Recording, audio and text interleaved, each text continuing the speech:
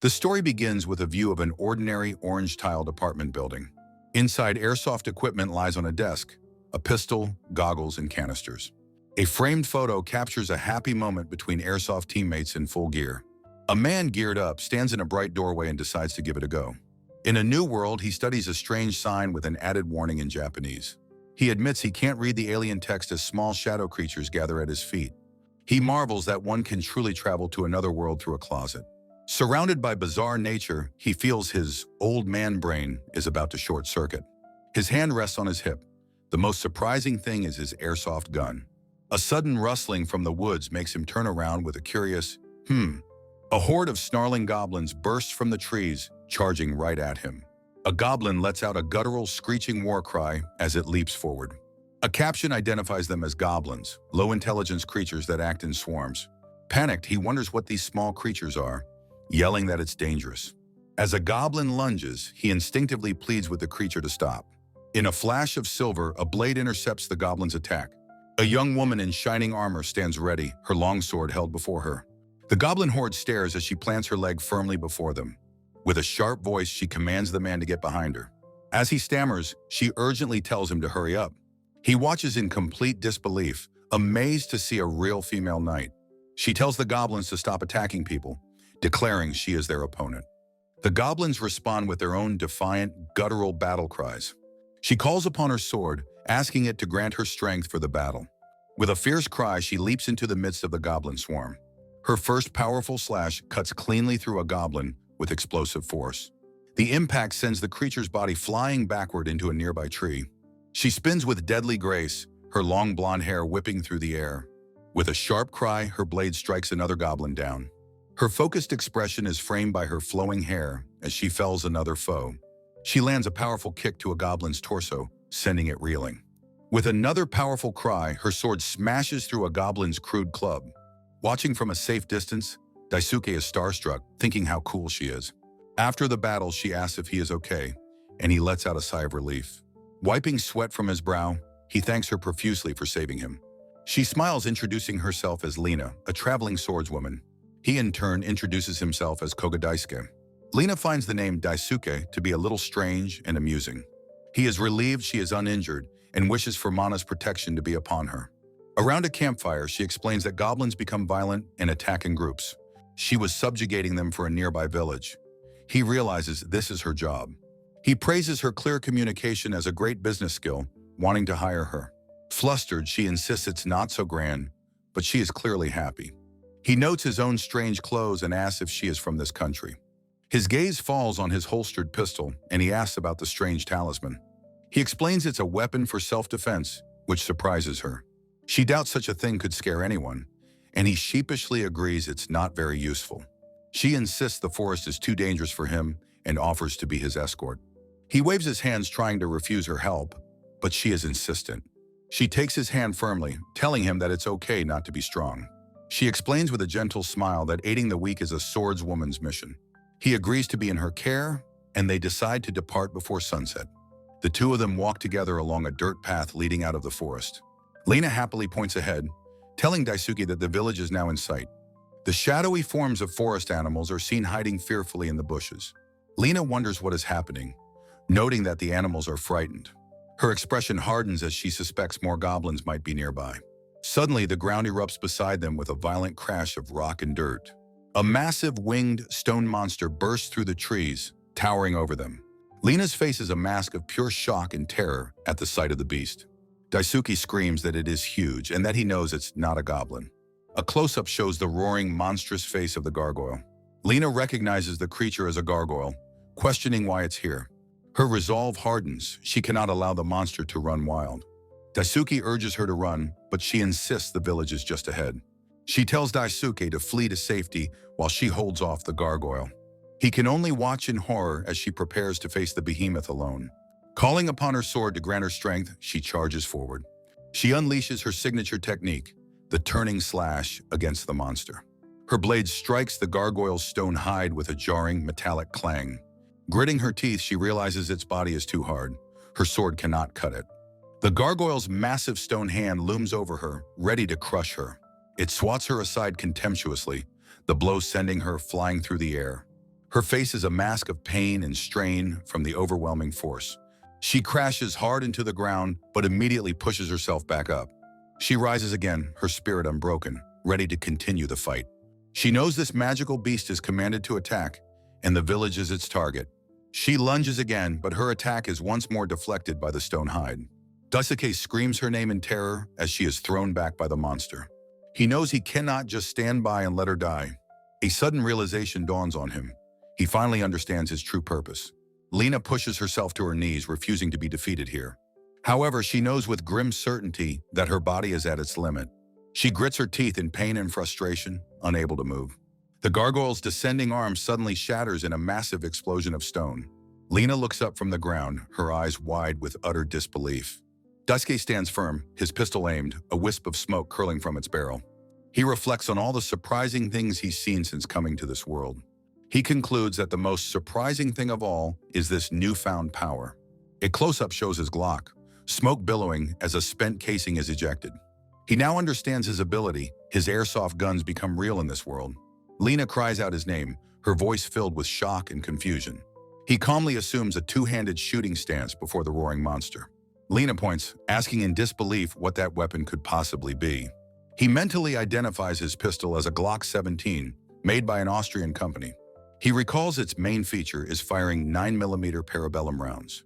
Another shot blasts a hole in the gargoyle's arm as he notes its lightweight plastic frame. This, he realizes, makes it far easier to handle than a conventional handgun.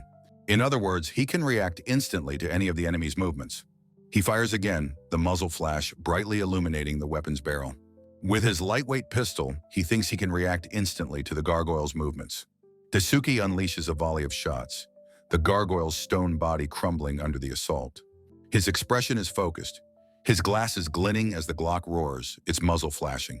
The gargoyle lets out a final agonized roar, its massive form beginning to shatter. Lena, still on the ground, stares in utter disbelief at the impossible sight before her. She knows it takes many skilled swordsmen to defeat one, yet he did it all alone. Daisuke stands calmly as Lena concludes his power is like that of a god. She proclaims his strength is truly divine as he stands over the defeated monster. The last massive piece of the gargoyle's head crashes to the earth with finality. With the threat neutralized, Daisuke stands over the rubble, his weapon still ready. He lowers his Glock, a thin wisp of smoke curling from its cooling barrel. He rushes to Lena's side, his voice filled with concern as he asks if she's all right.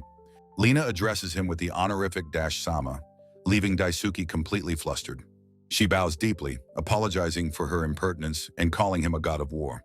He frantically waves his hands, insisting she's wrong and asking her to raise her head. He offers his business card. Lena is baffled by the completely unfamiliar writing. Checking his watch, Daisuke notes the time and says he must get back. Lena asks if he has a request for her, offering her strength in his service. He looks surprised, questioning if she is asking for a request from him. He smiles warmly, promising to return once his company is finished for the day. Lena is left completely bewildered by the strange, foreign word kaisha. He tells her to hold on to the card, assuring her they will meet again. Lena looks on, her wide eyes filled with a mixture of awe and confusion. As he vanishes, she wonders what kind of being Daisuke-sama could possibly be. A modern skyscraper introduces Koga Daisuke, a 40-year-old salaryman. At his office, he discusses his hobby, into which he pours half his salary. When his workday ends, he prepares to depart for another world. He eats in the company cafeteria, just an ordinary salaryman, one of many. 2 days earlier, he was in the middle of a heated weekend airsoft match. The game was nearing its end, with only 30 seconds remaining on the clock. A teammate is declared hit, while another takes cover from incoming fire. Daisuke, a skilled player, lays down suppressing fire from behind a barricade. He hears a teammate is getting married and offers his congratulations mid-battle. A friend later remarks his disposable income is gone, but living for another is good. The friend calls Daisuke kind and reliable, certain he will find a partner soon. Daisuke reflects that he has finally reached the major milestone of turning 40. He has spent years devoted to his airsoft hobby, but he has no regrets. His heart still feels like it's in its 20s as his teammates praise his skill. During the match, he had wondered what it would be like to fight for someone else. Suddenly, an unseasonal fog rolled onto the field, disorienting him. The world dissolved, leaving him in a strange, empty space with ancient ruins. He shouts in confusion, realizing this is no longer the airsoft field. A terrifying, high-pitched shriek echoes from nearby, putting him on high alert. He panics, his eyes wide as he questions what this giant bird could be. A massive griffin lands before him, its shadow looming over the lone man. The mythical beast lets out another piercing cry as it prepares to attack him. Daisuke cries out in terror, bracing himself for the griffin's powerful lunge. A mysterious female voice resonates in his mind, calmly telling him to fight. He looks around frantically, asking who is speaking to him as the griffin looms. The voice explains it has prepared the power for him, urging him to use it. He ejects his magazine and is shocked to see it filled with live ammunition. He realizes with dawning horror that his airsoft gun has become a real firearm. His M4 carbine, an assault rifle common in his world, can now fire live rounds. He wonders if the weapon, designed for control, will work against such a monster. He dismisses his doubt, his expression hardening with newfound resolve. He decides to put his faith in the weapon's incredible, unexpected firepower. Taking aim, he unleashes a burst, empty shell casings ejecting from the rifle. The bullets strike the griffin's chest in a brilliant, explosive flash of impact. The wounded creature screeches, breaking off its attack and taking to the air. Daisuke watches in relief as it flies away, exclaiming that it has fled. A mysterious young woman appears, watching the griffin retreat with a smile. She applauds his performance, startling Daisuke, who demands to know who she is. The woman introduces herself as Krim, an observer of this strange new world. She gestures grandly, explaining that this is another world, different from his own. Krim tells him the griffin was a test of his power, much to his surprise. She had been searching for a powerful warrior with his unique, otherworldly skills. He insists it's just a hobby, but she tells him his strength is the real deal. She reveals she chose him for his unyielding will and compassionate heart. Daisuke listens intently, his expression serious as she explains her reasons. He notices how intently she is staring at him as she makes her case. Krim explains her world is being consumed by evil and is falling into chaos. As an observer, she is forbidden from directly interfering in the world's events. Therefore, she asks him to become a source of strength for those in need. She has judged that he is the one who can ultimately save this world. He is hesitant, explaining that he has a job and cannot simply take time off. Krim leans in with a bright smile, telling him not to worry about that. She has connected her world directly to the closet in his very own apartment. She asks him to save the world in his spare time, calling it a white company. She formally asks the summoned one if he will accept her unusual offer. He agrees, stating that with such working conditions, he will give it a try. In return for his help, she offers to grant him a special, helpful power. He is surprised, asking what kind of special power she could possibly give him. She explains that his tools will transform into real items only within her world. He is ecstatic, realizing he now has the power to make his airsoft guns real. Krim asks him to give his business card to the person he forms a bond with. In the present, Lena sits in the forest staring at that very card. She realizes the card is enchanted, a magical beacon that will guide her to him. A column of light appears, and Daisuke materializes, startling the young knight. He turns to her with a casual wink, simply saying, "Oh." She is overjoyed, telling him how relieved she is that he truly came back. He smiles gently, reminding her that he had promised he would return. Lena's expression turns serious as she tells him she has a request for him. She looks at him with determination, asking him to please come with her. They arrive in the village of Moldork, a rustic settlement in a state of disrepair. A gust of wind blows through the quiet, seemingly abandoned streets. Daisuke follows cautiously as Lena leads the way through the desolate village. Villagers peek out from hiding, one asking in a hopeful whisper if it's Lena. The village suddenly erupts in cheers as the people shout that Lena has returned. A boy says he was worried, but his sister says Lena is strong and it's okay. Daisuke takes in the scene, realizing the immense hope placed upon them. Lena explains that the village of Moldork is controlled by a man called a Tamar. Daisuke asks what a Tamar is. Lena explains it's someone who commands monsters. 6 months ago, Tamar coveted their resources and attacked the village with powerful monsters. The villagers fought back but were helpless. Their women, money, and food were stolen. Lena recounts how she chanced upon the village during her journey. She resolved to save Moldork and challenge the monsters occupying the town. She fiercely demanded that Tamar release both the village and his hostages. Tamar taunted her from above, holding 2 girls captive, saying her skills were lacking. Her attack was blocked by a powerful lizard man, and she struggled against its strength. He gloated that he would never surrender his life of wealth and women. He declared that in this world, the powerful are always the victors. He then pointed to himself, proclaiming that he was one of those powerful victors. He commanded his lizard men to attack, and Lena was overwhelmed by their assault. He laughed cruelly, promising to play with her like the other captive women. Lena, grimacing in frustration, realized she was hopelessly outnumbered by the monsters. Overwhelmed and defeated, she was forced to make a hasty retreat from the fortress. Daisuke listened intently to her story, his expression serious and thoughtful. Lena admitted that in the end, she was powerless against Moldork's overwhelming strength. She confessed that defeating the goblins outside the village was the limit of her power. In her darkest moment, she saw a ray of hope upon meeting Daisuke. She knew her request was selfish, but she had to ask him for help. With tears in her eyes, she begged Daisuke-sama to please lend her his strength. Her eyes were squeezed shut, a single tear tracing a path down her cheek. Daisuke smiled warmly, assuring her he would lend her all the power she needed. Her eyes shot open wide with shock, relief, and overwhelming gratitude. She asked if he was serious, and he replied that he couldn't forgive such evil. He explained that her desire to save the village had deeply moved him. Overcome with emotion, she thanked him, glad that someone like him was there. A small village girl asked Lena if she was going to defeat the bad man. Lena promised the child she would bring her mother back, telling her to wait. She identified their target, a mansion built deep within the forest of Moldork. Her eyes narrowed with fierce determination. She vowed that this time would be different. Daisuke firmly gripped the handle of his modern black semi-automatic pistol. With a practiced motion, he racked the slide, loading a round into the chamber. He gave a confident okay and announced that it was time for them to go. Laughter echoed from the tyrant's formidable mansion as a new chapter began. Inside, Tamar gloated that his power brought him all the money and women he desired. A captive woman yelped as a lieutenant berated her for spilling his drink. The lieutenant warned her not to displease him, as he could handle monsters.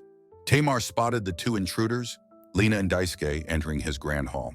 The lieutenant turned, questioning the sudden and unexpected interruption. Lena burst into the room, her sword drawn, shouting the tyrant's name. The lieutenant sneered, recognizing the swordswoman who had previously fled from them. Tamar mocked her for returning, while she demanded he release the hostages. Noticing Daisuke, he sneered, asking if she had brought reinforcements this time.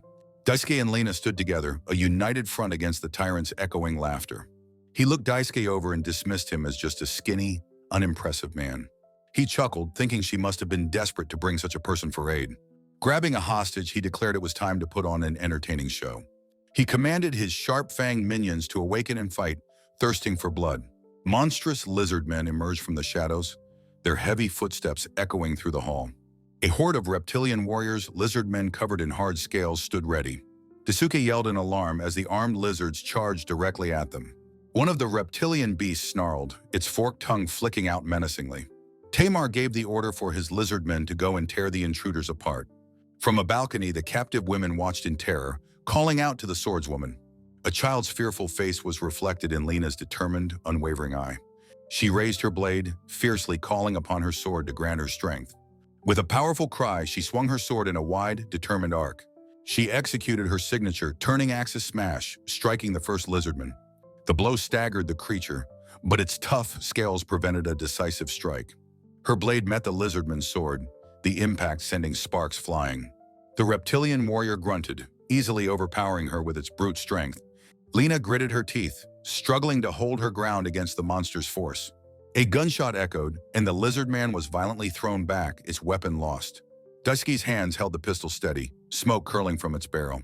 The bullet tore through the lizard man's chest, shattering its tough scales. Tamar leaned over the railing, his face a mask of shock, shouting in disbelief. He wondered what kind of powerful magic he was witnessing for the first time. It was an invisible projectile, fired instantly with no incantation, he realized. Lena looked on in awe from the floor, proclaiming that Daisuke-sama was incredible. The lieutenant raged that a lizard man's hide was as tough as steel armor. He couldn't believe such a monster was beaten by a slender, strangely dressed man. On the balcony, the captive women gasped, their hands covering their mouths in shock. The lieutenant demanded to know who he was, calling him a powerful magician. Daisuke formally introduced himself as a department manager at Kukita Trading, a salaryman. Tamar repeated the unknown term salaryman, completely baffled by the foreign job title. Daisuke noted that while unexpected, the enemy's attacks were not an insurmountable threat. He then calmly opened fire, efficiently dispatching the remaining reptilian warriors. Tamar scoffed from his balcony, remarking on how useless his lizardmen had been. He decided it was time to unleash his special prize collection. Holding a large vase, he declared that their end had finally come. He smashed the vase, commanding the devourer of the earth to feast at will. A lizard men looked down in confusion as the floorboards began to crack and splinter. Thick, vine-like tentacles suddenly erupted from the floor all around them. A colossal plant burst from below, its tentacles snatching the nearby lizardmen. Daisuke cried out in shock as a lizardman was lifted into the air. The giant plant creature stuffed its captured prey into its gaping, toothy maw. The creature was a man-eater, an intelligent and giant carnivorous plant. Lena, her face pale with horror, identified it as a carnivorous plant. Tamar laughed with delight, proudly presenting his prize monster collection. With a fierce battle cry, Lena leaped forward to attack the massive plant. Her blade sliced cleanly through one of the creature's thick, vine-like tentacles. The freshly cut wound on the tentacle immediately began to steam and bubble. The flesh rapidly knitted itself back together, the wound sealing in an instant. Lena cried out in disbelief, watching as the wound completely regenerated. The lieutenant taunted that swords were useless, as it would instantly regenerate. Daisuke fired his pistol, riddling another one of the tentacles with bullets. The bullet wounds smoked for a moment before they, too, sealed themselves shut. Daisuke gritted his teeth, realizing his current weapon was completely ineffective. Lena cries out that they need a powerful attack to overcome the monster's regeneration. A powerful tentacle slams down, forcing Lena to leap back with a startled cry. Daisuke adjusts his glasses, realizing he needs overwhelming power, and remembers his closet portal. He recalls Krim's words, "The closet is a gateway he can always access." Daisuke reaches into a swirling vortex of light, a portal to his own world. His hand appears in his closet, surrounded by his extensive collection of airsoft weapons. His fingers firmly grasp the stock of a formidable-looking combat shotgun. He pulls the new weapon through the portal, ready to rejoin the desperate battle. Tamar gloats maniacally, declaring his monster will devour everything until nothing is left. He points at the heroes, triumphantly announcing that their end has come. Lena grits her teeth, barely deflecting another powerful blow from a whipping tentacle. A burly man appears at the broken entrance, shouting Lena's name in concern. Beside him, a stoic woman with short hair quietly murmurs the name Oliver. Seeing the chaos, Daisuke urgently calls out to Lena, his face full of concern. Lena gasps, her eyes widening in surprise at the sudden turn of events. She cries out his name with reverence, "Daisuke-sama!" Seeing him ready to act. Daisuke glances over his shoulder, warning Lena to stay back as he prepares. He fires the shotgun, a massive blast of force obliterating one of the tentacles. The creature's tentacle is torn to shreds by the immense power of the blast. Tamar's face contorts in pure shock and disbelief at the sudden turn of events. He stammers, wondering why the man-eater isn't regenerating and what that weapon is. Daisuke calmly identifies his weapon as a Franchi SPS-12, an Italian combat shotgun. A spent shell ejects from the chamber as he explains its special-purpose design. He explains it fires powerful 12-gauge shells used by military and police forces. While its penetration is low, at close range it destroys targets with area of effect damage. Daisuke stands before the smoking, wounded plant, the shotgun held at the ready. He calls it a small cannon, a perfect weapon for close-quarters combat. He coolly assesses the damage, noting the creature can't easily regenerate from this. He asks Lena about a weak spot, and she confidently confirms that it has one. Lena explains that all plants have a growth point that must be destroyed. With a fierce battle cry, Lena carves a path through the monster's defenses. Her powerful slash tears open the creature's body, exposing its crystalline core. "There, Daisuke-sama," she screams, pointing directly at the monster's weak point. Without hesitation, Daisuke vaults onto the creature's back and sprints toward the core. He reaches the pulsating core and presses the barrel of his shotgun against it. His expression grim, Daisuke declares that this is the end for the monster. A massive muzzle flash erupts as he pulls the trigger at point-blank range. The core explodes, and the man-eater's massive body begins to wither and die. Daisuke leaps clear as the colossal plant collapses into a lifeless, smoking husk. The once deadly tentacles twitch their last before falling completely still. Tamar screams in despair, lamenting the destruction of his prize collection. With the monster gone, Lena confronts the terrified tyrant, her sword leveled at him. Tamar holds up his hands, desperately pleading for her to wait and spare him. He offers her money, even a third of the village's stolen assets. Disgusted, Lena strikes him with the flat of her sword, knocking him out. The tyrant collapses to the floor, his reign of terror finally at an end. The villagers of Moldorg cheer as their captive daughters and wives finally return home. A young boy cries, "Mother," as he runs into the tearful embrace of his mom. A villager declares that Tamar will now face the judgment of Moldork's law. Little Roko hugs Lena tightly, thanking her for saving everyone. Lena closes her eyes, a warm and gentle smile gracing her features. Roko looks up at Lena, sadly asking if she is leaving the village. Lena gently explains that she is on a journey and must continue onward. Walking through the woods, Daisuke asks if Lena is traveling to find someone. Lena confirms she is searching for the man who was both her foster parent and swordmaster. She reveals she is searching for the legendary White Knight, a man named Oliver. He disappeared one day, leaving only his sword behind, though he promised to raise her. She confesses that she still doesn't feel she has become a full-fledged knight. Daisuke listens to her story in silence, his expression thoughtful and serious. He turns to a surprised Lena and offers to help her find this person. He smiles warmly, explaining it's his nature not to abandon people in need. Lena is left completely speechless, her face blushing deeply at his kind offer. She quickly recovers and exclaims that she would be honored to have his help. Daisuke smiles, saying he'll see her again on his way home from the company. As he departs, Lena whispers a heartfelt thank you to Daisuke-sama. She stands alone in the forest, watching the column of light disappear. In her own dimension, the observer, Krim, watches the events unfold. She smiles contentedly, confirming to herself that choosing him was the correct decision. Daisuke walks out of his office building, rejoining the bustle of his own world. At his desk, a colleague remarks that Koga-san seems to be in high spirits. A female colleague agrees, wondering if he's had a pleasant encounter. An image shows the man from another world and the traveling swordswoman. Their fateful meeting is destined to greatly change the fate of the other world. A new chapter begins at a sunny, bustling port filled with working sailors. A burly docker carrying a crate accidentally bumps into another man. Annoyed, the docker turns, asking what the problem is. A well-polished dress shoe steps firmly onto the stone pier. Daisuke casually shoves the much larger man aside, sending him stumbling back. Daisuke stands heroically on the pier, a shopping bag in hand, undeterred. He looks out at the sea with a bright, excited expression, exclaiming, "Oh!"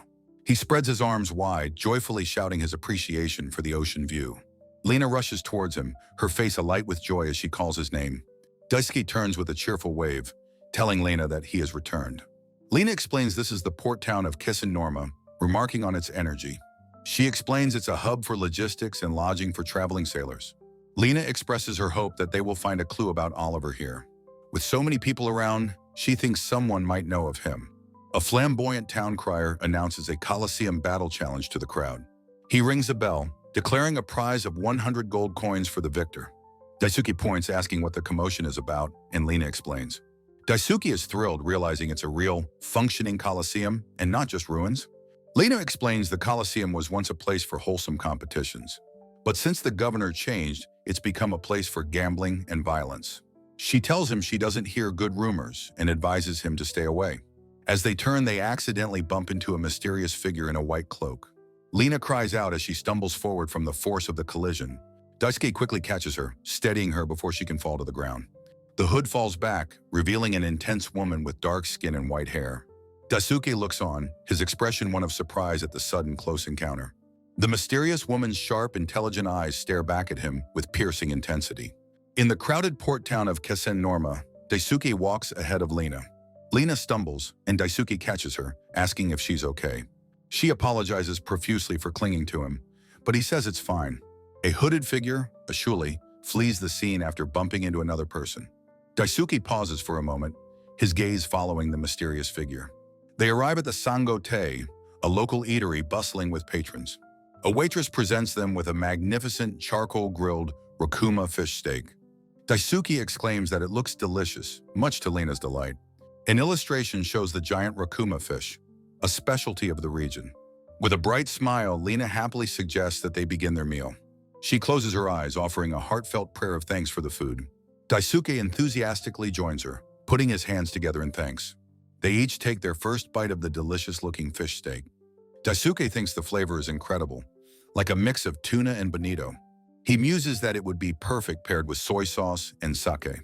Lena savors her food, her face a picture of pure, blissful enjoyment. Her cheeks full, she looks up and asks Daisuke, "What is the matter?" He comments on her smile, and she becomes flustered, asking if it was weird. He reassures her with a warm smile that it was a very nice expression. Encouraged, Lena insists the meal is her treat and tells him to order more. Suddenly, Lena's happy expression vanishes, replaced by one of dawning horror. She frantically searches her pockets as a worried Daisuke looks on. She cries out that her wallet is gone, Daisuke exclaims in surprise. Lena realizes with a gasp that she must have been pickpocketed in the crowd. Elsewhere, Ashuli lounges on a bed, remarking on the swordswoman's wealth. She thinks about the man with the unusual clothes who was traveling with Lena. She empties the stolen purse, finding coins and a mysterious paper card. Holding Daisuke's business card, she wonders about the strange writing in his identity. Lena tearfully apologizes for losing his card, but Daisuke says he has more. He tells her not to worry, confidently stepping up to pay the bill himself. He holds up a 10,000 yen note, a currency from his own world. The proprietress angrily asks what this strange piece of paper is. She yells that they only accept coins, leaving Daisuke completely stumped. He has a brilliant idea, offering to pay with a QR code on his phone. The proprietress's face contorts with rage at the incomprehensible suggestion. Now working off their debt, a blushing Lena serves tables in a frilly uniform. A burly warrior eagerly calls out, placing an order with the new waitress. The male patrons are completely captivated by her, calling her cute. Word spreads outside the eatery about the super cute new waitress. The proprietress tells a determined Lena to work hard, and she agrees. Outside, Daisuke is also working, splitting a large log with an axe. An old man smoking a pipe compliments his impressive strength. The old man is grateful for his help, saying it's a big relief. Lena apologizes again, but Daisuke cheerfully says working for their meal is fun. Daisuke realizes he must find a way to earn money in this world. He muses that, unlike video games, money isn't just given for defeating enemies. A drunken warrior starts a commotion, accusing the restaurant of cheating him. From a nearby window, Ashley watches the scene unfold with interest. The proprietress argues back, telling the man it's his own fault. The warrior tries to dine and dash, but the proprietress blocks his path. Enraged, he draws his sword and threatens the unarmed woman. Lena, still in her uniform, cries out the proprietress's name in alarm. She leaps forward, declaring that she will be the man's opponent. Daisuke calmly steps in front of the proprietress, facing the armed warrior. The proprietress looks at Daisuke in surprise, recognizing the man from earlier. Ashuli watches from her window, identifying Daisuke as the man from the market. The warrior tells Daisuke to move, but Daisuke asks him to be quiet. The warrior becomes furious that this man dared to give him an order. He raises his sword, screaming that he is going to kill Daisuke. Daisuke calmly warns the man that if he doesn't leave, he will be killed. He draws his pistol and fires a single non-lethal shot. The warrior drops his sword, screaming in agony from the painful impact. Ashley's eyes go wide with shock at the unexpected turn of events. Lena asks if Daisuke is all right, and he calmly reassures her. Daisuke coolly explains that he used a non-lethal rubber bullet. A flashback shows Krim explaining his power to change his ammunition. Krim had told him how useful this ability would be for different situations.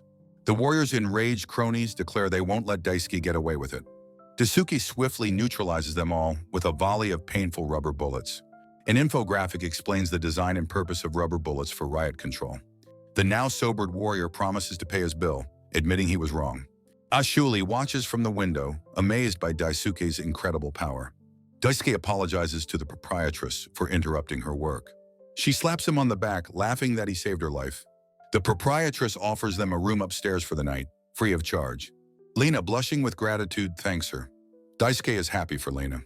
The proprietress laughs, saying she was short-staffed and they can work for her. Later that evening, Lena relaxes in a large steaming bath with a sigh. She reflects on the chaotic day, glad that everything worked out in the end. Outside, Daisuke finishes his work and decides it's time to head back. He senses someone approaching and asks who is there. It is Ashuli. She appears before him, coyly asking if he is some kind of magician. Daisuke is stunned, recognizing her as the pickpocket from the market. He holds up the coin purse she threw, demanding she return Lena's things. Ashuli playfully asks if he intends to attack her to get them back. Daisuke stands his ground, his expression serious and unwavering. He states that he cannot lay a hand on someone who is unarmed. Ashley is visibly surprised by his unexpected display of gentlemanly honor. She thinks to herself that he is a sweet, foolish man, but she likes it. She steps closer, grabbing his tie to get his full attention. She looks him in the eye and asks if he will join her in the Colosseum. Daisuke is taken aback, repeating her surprising question about the Colosseum. She explains they will fight alongside her warriors and win the prize. Standing before a vision of the Colosseum, she promises to make him rich. She introduces herself as Ashuli, confirming that his name is Daisuke. She wraps her arms around his neck, pulling him into an intimate embrace. With a sly look, she tells him that it's not a bad offer. Daisuke is completely flustered by her forwardness, unable to speak. The door opens, revealing Lena in pajamas crying out Daisuke's name in shock. Daisuke turns, surprised to see Lena standing there witnessing the awkward scene. Lena, clad in her pajamas, is stunned by the sight before her, asking who this person is. Daisuke quickly explains that this is Ashley, the very person who stole Lena's wallet.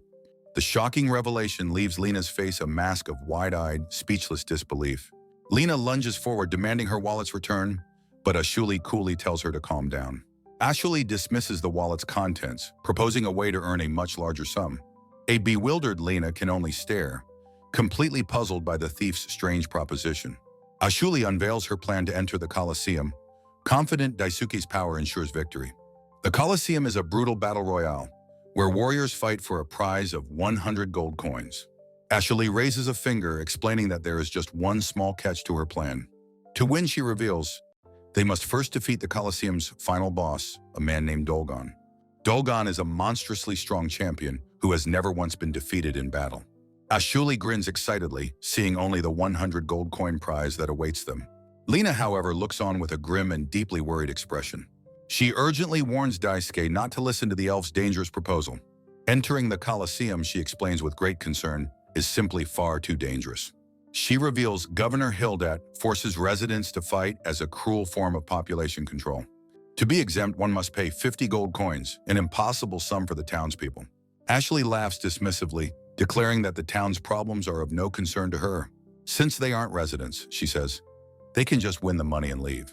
Lena retorts with passion, insisting that Ashley is missing the entire point. Ashley turns her attention back to Daisuke, asking him directly to join her team. Daisuke calmly replies that he cannot trust her, sensing she is hiding something important. He explains that his experience as a salaryman has taught him to judge a person's character. Ashley presses him for a reason, but Daisuke remains silent, his decision already made. Looking disappointed, Ashley turns to leave, admitting that it is a shame. She adds that she had sensed a special quality about him from the very beginning. She leaps away acrobatically, lamenting the lost chance to make a lot of money. Lena shouts for her to return the wallet, but her desperate plea is ignored.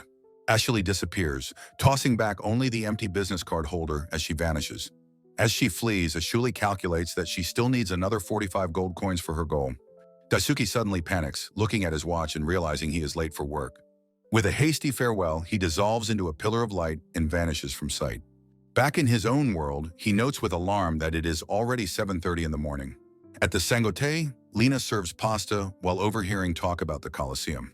A patron laments how the town has declined since Governor Hildat took power. They wish a hero would defeat Dolgon and finally teach the cruel governor a lesson. Lena asks about a word she doesn't understand, oblivious to the patrons admiring her. High on a cliff, the imposing Hildat Castle looms over the port town below. Inside the castle, the champion Dolgon demonstrates his immense power by shattering stone pillars. The hulking gladiator lets out a furious roar amidst the destruction he has caused. His fist connects with another pillar, the stone exploding on impact from his raw strength. From a balcony, Governor Hildat asks an aide for a report on Dolgon's condition. The aide reports that the regeneration magic was a success, with no signs of rejection. Hildat smirks with satisfaction, impressed by the raw power of a true berserker. A closer view reveals the governor's smug and cruel satisfaction with his creation.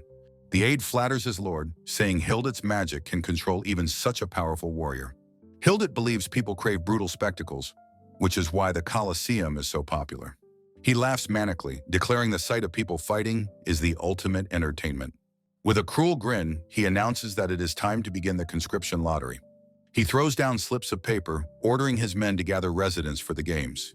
A squad of Hildat's soldiers marches ominously towards the entrance of the Sangote.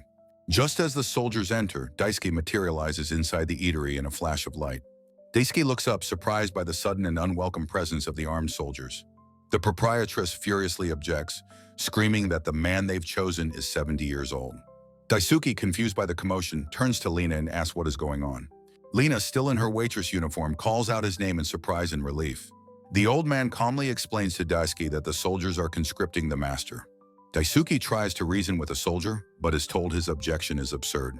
The soldier sternly states that the decision was made fairly by Governor Hildat's lottery. He gives them the cruel choice, pay 50 gold coins or the master must fight.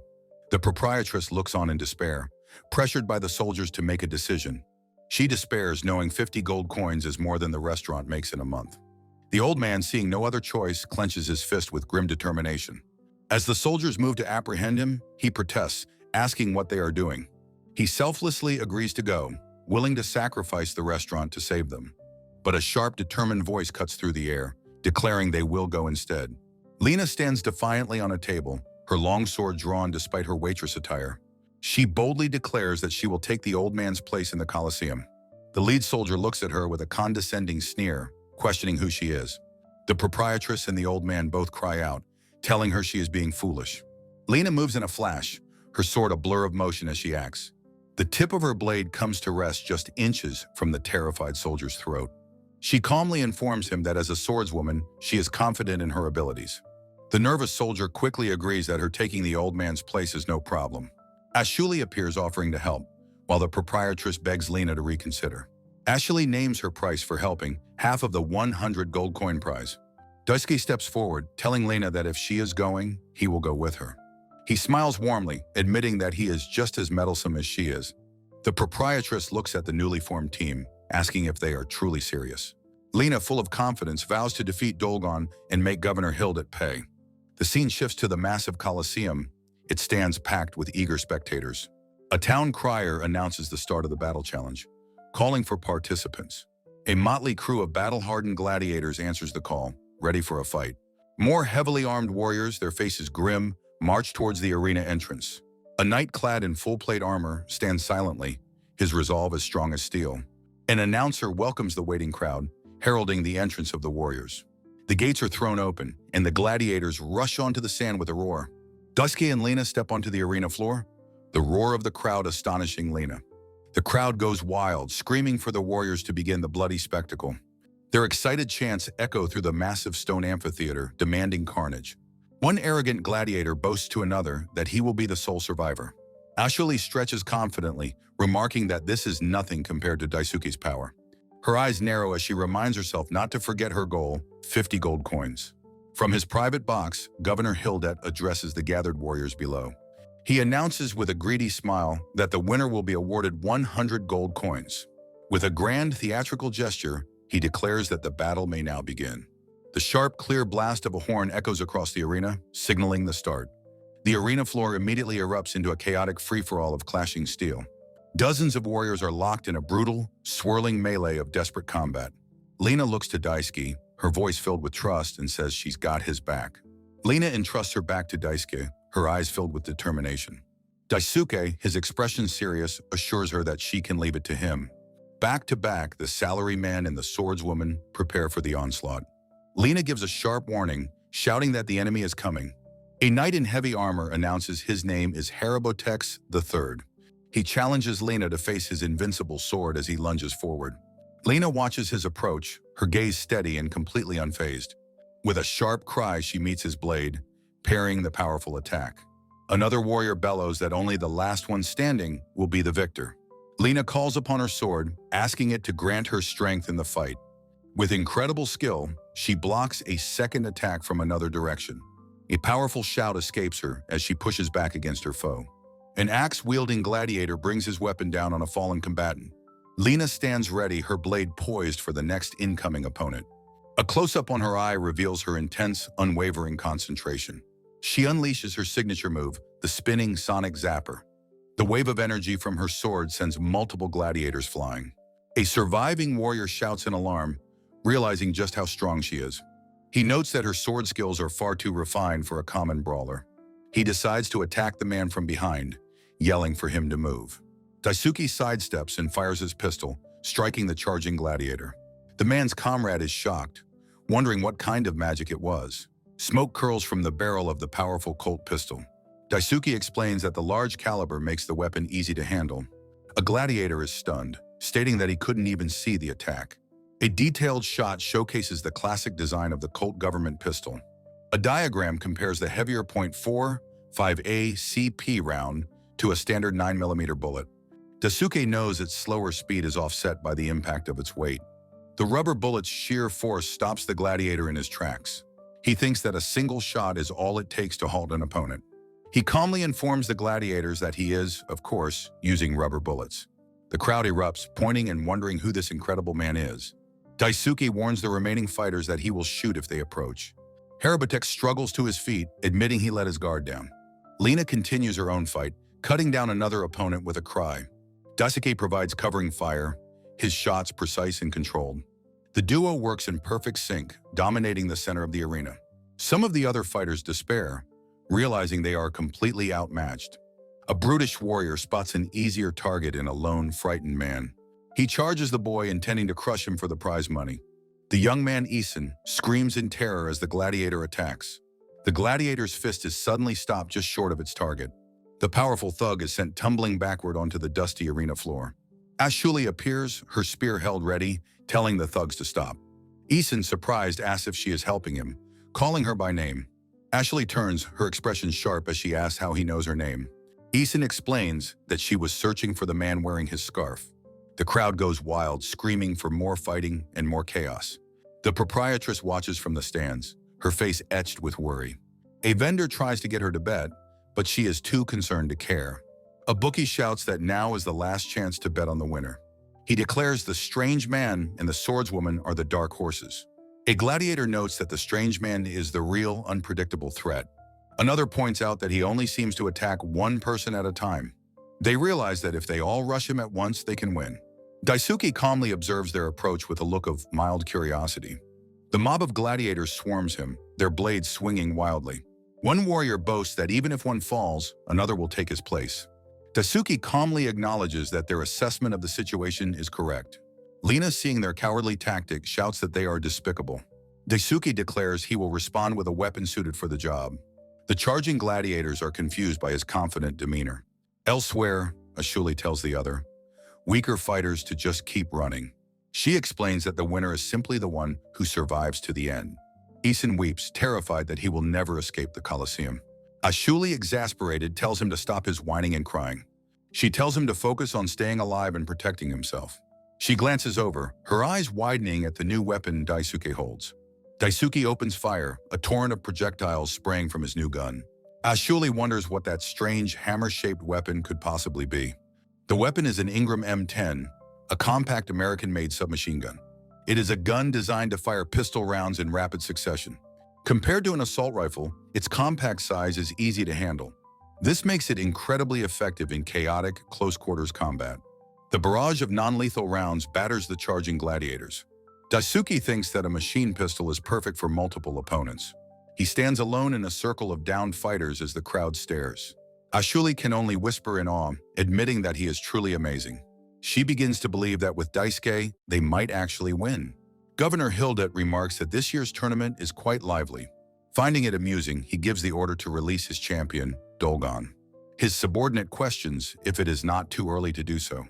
Hildet doesn't care, eager to see Dolgon fight the remaining warriors. A cruel, satisfied smile spreads across the governor's face. In the arena, the remaining gladiators notice a large gate opening. One of them shouts, pointing towards the rising iron portcullis. A massive iron shackle on her wrist is unlocked and falls away. The prisoner is freed from their chains, ready to be unleashed.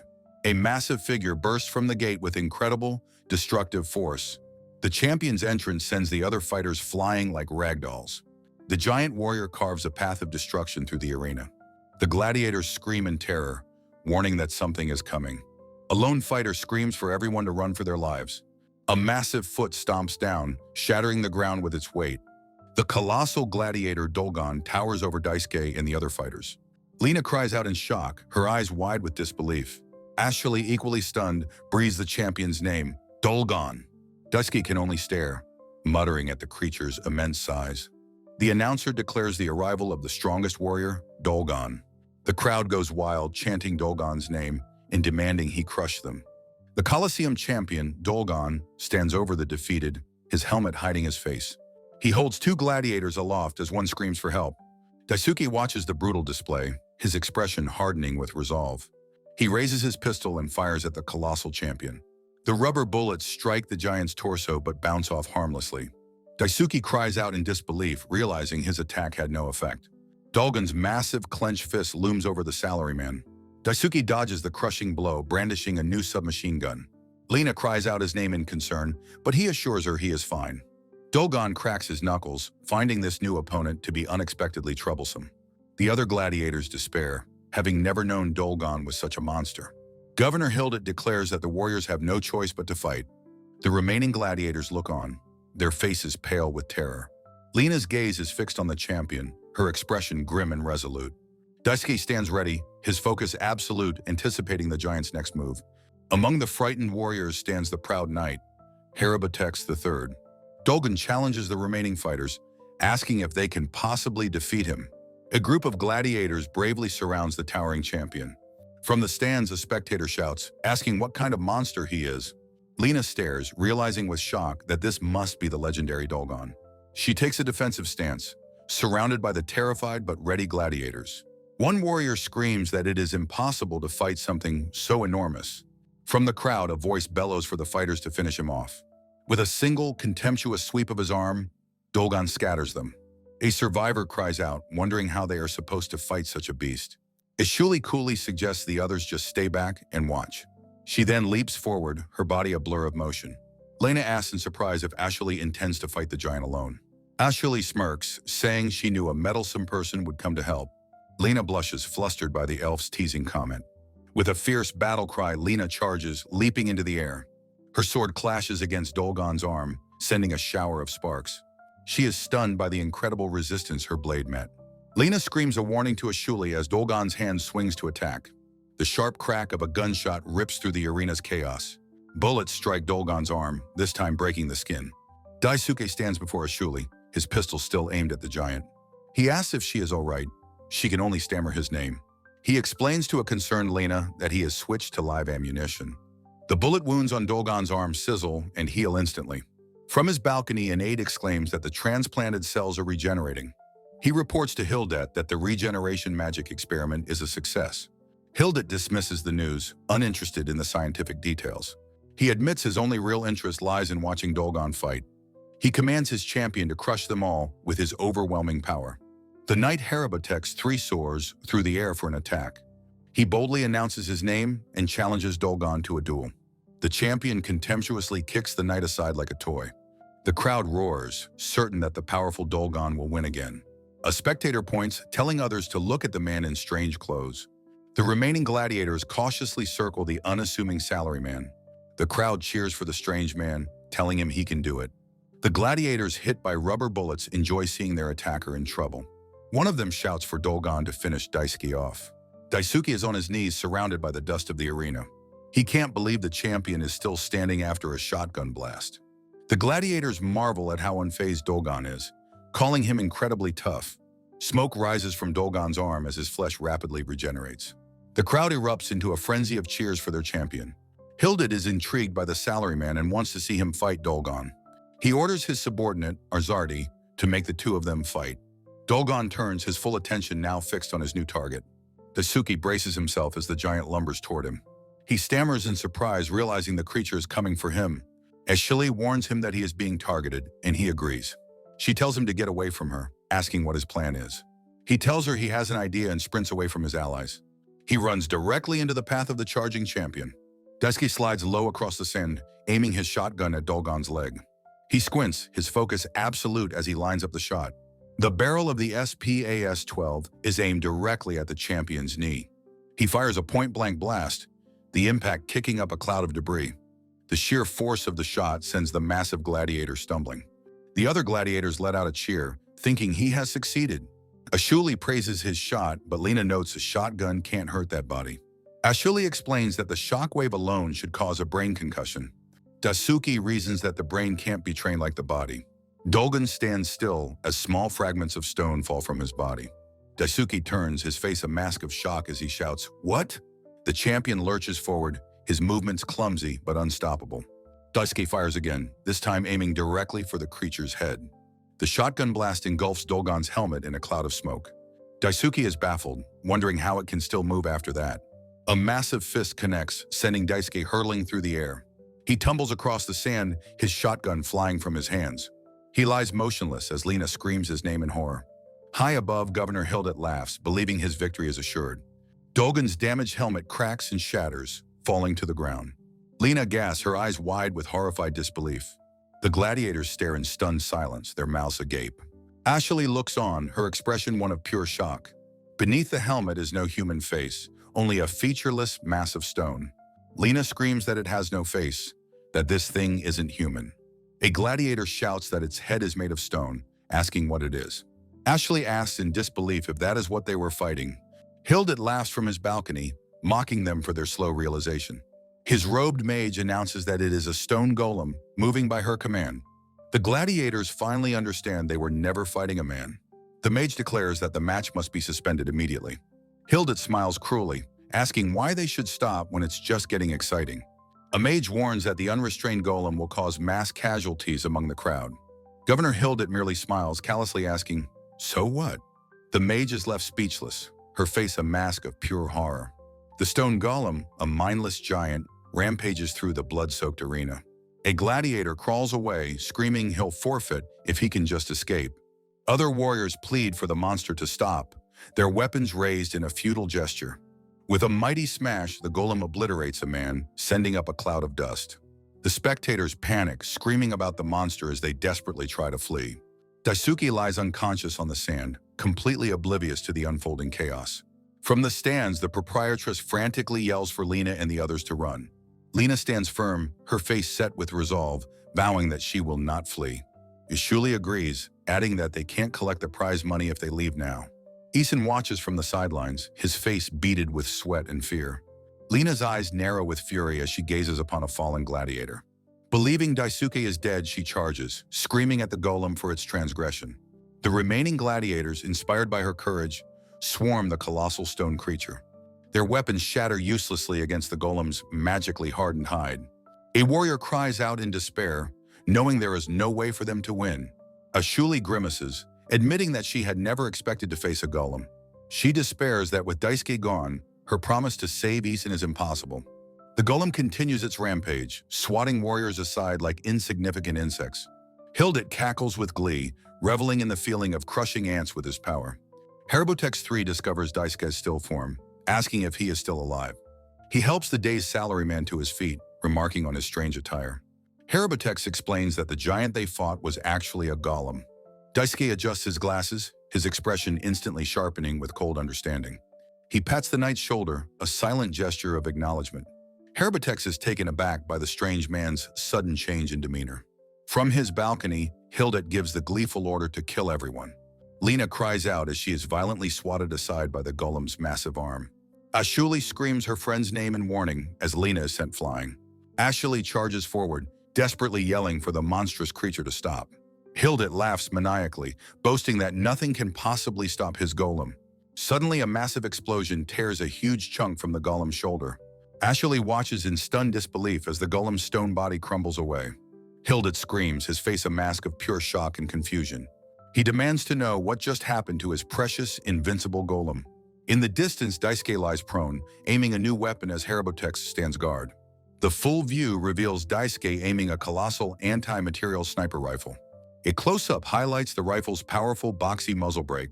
Lena looks up, her face filled with joy and relief, calling out to Daisuke. Ashley is equally relieved, shouting to see if Daisuke is unharmed. Through his scope, Daisuke notes that he missed, as it was his first live shot. He takes aim again, vowing that he will not miss the next one. Lena watches, calling his name again, as he prepares to fire the decisive shot. Hildit demands to know how that man could still be alive. He seethes with rage, swearing he won't forgive the one who wounded his golem. His subordinate relays the order for the golem to eliminate that man. The golem's entire upper torso disintegrates in a concussive blast of force. The shot tears through its chest, shattering it into 1,000 pieces of stone. A large solitary chunk of the golem's body tumbles through the air. The remnants of the once invincible champion crash harmlessly to the ground. Ashley and Isin cry out in sheer shock and relief at the sudden victory. The other gladiators also shout in amazement and joyous celebration. Hildit clutches his head, screaming in agony over the loss of his prized golem. A gladiator points, amazed, asking if that man was the one who did it. Harabotex praises the strange man, asking what kind of strange tube that is. Daisuke calmly explains that it is a Barrett M82 anti-material rifle. He adds that it's designed to destroy targets impervious to normal firearms. Its power is sufficient to engage armored vehicles and even attack helicopters. Hildit, his teeth gritted, vows that he will absolutely kill that man. A gladiator screams in terror, warning that the golem is coming back. Lena looks on with wide, worried eyes, calling out Daisuke's name. The pile of shattered rock begins to stir and magically reassemble itself. The golem reforms, rising from the sand with a surge of renewed power. Arzarta Diolmus, Hildit's flamboyant subordinate, screams in frustration. The gladiators, still celebrating, shout that the man really did it. Ashuli, blushing slightly, marvels at how truly amazing Daisuke is. Lena runs towards Daisuke, her voice filled with relief that he is safe. Daisuke lets out a weary grunt, the strain of the battle finally showing. Harabutex approaches, asking the strange man what is wrong. He realizes Daisuke's leg is broken and offers to lend him a hand. Ashuli smirks, declaring that this more or less makes Daisuke the victor. Lena turns to face Harabutex and his men, demanding to know who they are. She and Ashley stand guard, vowing to be the opponents of anyone who harms Daisuke. Harabutex quickly raises his hands, insisting they have no intention of fighting. He admits that there are some ridiculously strong people out there in the world. Hildit, watching from his balcony, is in a state of apoplectic rage. He screams a command, ordering the golem to rise again with his power. Lena and the others look up in shock as the rubble begins to stir. From the crumbling balcony, Arzarti screams that the battle is not over yet. The shattered stones of the golem float into the air, beginning to reform.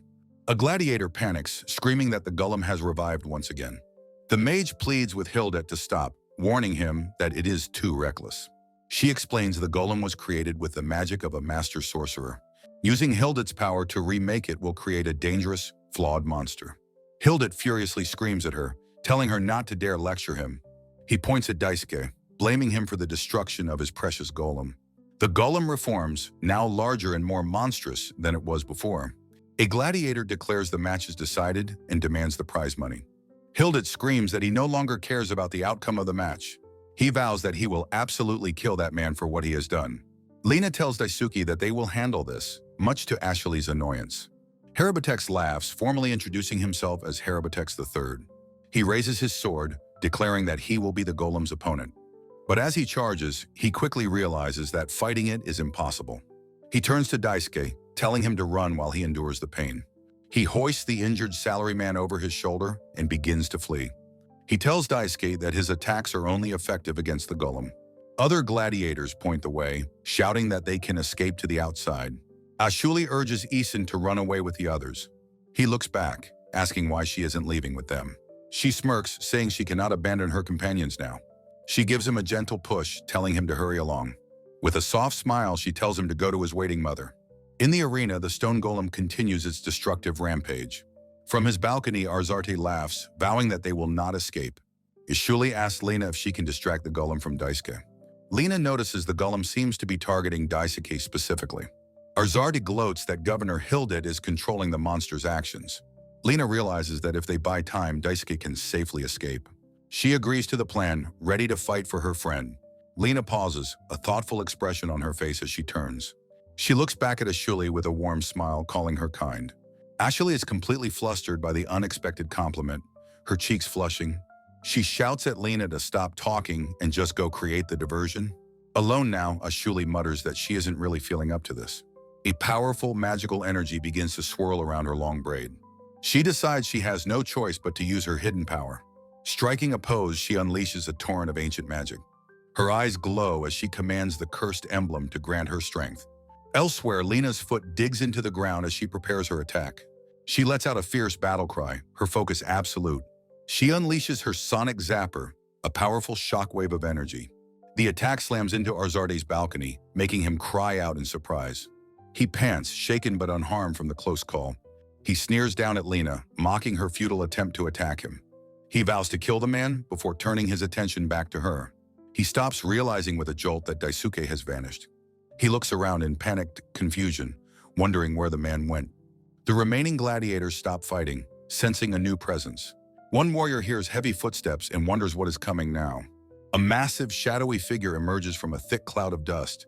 The champion, Dolgun, stands revealed, towering over the arena. The warriors look on in absolute horror and disbelief. Lena stares, her mouth agape in shock at the impossible sight. Arzardi screams in confusion, unable to process what is happening. He demands to know why Dolgon has suddenly appeared in the arena. Lena looks at Ashuli, asking if she was the one who did this. The new Dolgon stands silently amidst the crumbling ruins of the arena. The stone golem faces its identical twin, ready for a titanic battle. The gladiators cry out in terror, recognizing the legendary champion. Lena can only stare, her eyes wide with shock and confusion. Hildit screams that it's impossible, as his Dolgon is a unique golem. The two giants charge each other, their massive fists ready to collide. They clash in the center of the arena, sending out a powerful shockwave. The gladiators scream in terror, warning each other to run for their lives. The duplicate Dolgon prepares to deliver another devastating blow. The two titans trade earth-shattering punches, destroying the arena floor. Hildit screams in frustration, demanding to know what is happening. As the gladiators flee, Lena calls out Ashuli's name in warning. The force of the giants' battle sends debris flying past Ashuli. She closes her eyes, her part in the deception now complete. A flashback begins in an elven village with a panicked cry. A villager frantically reports that someone with the cursed emblem has appeared. The villagers recoil in fear from a young, dark-haired girl. They shout that she is a cursed child with the dreaded emblem. The village elder declares that the cursed one must be banished. He explains to a young Ashuli that her curse brings misfortune. Her own family screams at her to leave, calling her an unlucky child. In the present, Ashuli sweats, remembering the pain of her past. She recalls being cast out, believing she had drawn the short straw in life. Wandering alone, she vowed to never again trust the smiles of others. She saw a world where people were only kind when it was convenient. The sight of the Colosseum only reinforced her cynical worldview. She remembers collapsing from a fever, found by a kind nun. The nun was startled but refused to abandon the sick elf girl. Ashuli recovered in bed, silently watching the nun who cared for her. The nun smiled warmly, happy that Ashuli's fever had finally broken. Ashuli asked her motive, but the nun said she was just being nosy. The nun explained her son had been taken to the Colosseum. She was desperately trying to earn the 50 gold coins to free him. Ashuli scoffed, calling the fee an impossibly unreasonable demand. The nun wept, saying she wanted nothing if she could have her son back. Ashuli stared, her expression unreadable as the mother cried. She watched the nun, realizing this was a mother's selfless love. A surge of righteous anger at the injustice filled her heart. Her expression hardened with a new and powerful resolve. She turned to the weeping nun and made a solemn promise. She declared that she would bring the nun's son, Isin, back home. She vowed to get the 50 gold coins no matter what it took. She asked for only one thing in return for this promise. She told the nun to simply hug her son when he returned. The nun listened, her face a mask of a mother's pain and hope. Ashuli told her to teach him that someone would always watch over him. The flashback ends as the illusion of the second Dolgon shatters. The real stone golem roars, no longer distracted by its double. Ashuli pants, exhausted, believing this is the end for her. Arzarte finally realizes that what he saw was merely an illusion. He screams in rage, furious that he has been tricked. Ashuli explains that the cursed emblem grants her this special power. She can create illusions of anything she has seen before. She taunts Arzart, saying everyone escaped while he was fooled. He screams at her for making a fool of him, his pride shattered. Hildit orders the golem to capture and crush the woman. The golem's massive stone fist descends upon the helpless Ashuli. Hildit screams that he will make her cry and beg for death. Ashuli's last thought is of Isin, hoping he found his mother. A voice asks if she's all right. It is Daisuke kneeling beside her. Lena looks on with a warm, relieved smile, calling Ashuli a good person. The stone golem's hand closes around Ashuli as she thinks of a final kindness. Her eyes are wide, a faint blush on her cheeks as she accepts her fate. She closes her eyes, deciding that her life, in the end, wasn't so bad. A voice cuts through the chaos as Daisuke shouts, asking if Ashuli is all right. Ashuli looks up in utter disbelief, recognizing the voice of her unlikely ally. The golem's arm explodes, sending Ashuli tumbling onto a crumbling stone ledge. She lets out a small shriek as the impact jars her body. Daisuke confirms his shot hit, declaring he will now handle the golem. His expression is grimly determined as he vows to settle things here. Governor Hildit screams in a rage, furious that this man is vexing him again. Harabatex warns Daisuke that his fever and broken bones mean he cannot last long. Ashuli, stunned and confused, asks why he came back for her. Despite his battered body, Daisuke steadies his massive rifle for another shot. Tears well in Ashuli's eyes as she realizes he didn't abandon her. He fires the Barrett, a spent shell ejecting as the powerful weapon recoils. He grits his teeth, fighting through the searing pain of his injuries. The bullet slams into the stone scaffolding of the governor's private box. The entire ornate structure begins to groan and collapse under the impact. Hildet's mage is shocked, wondering if the shattered rock will simply reform.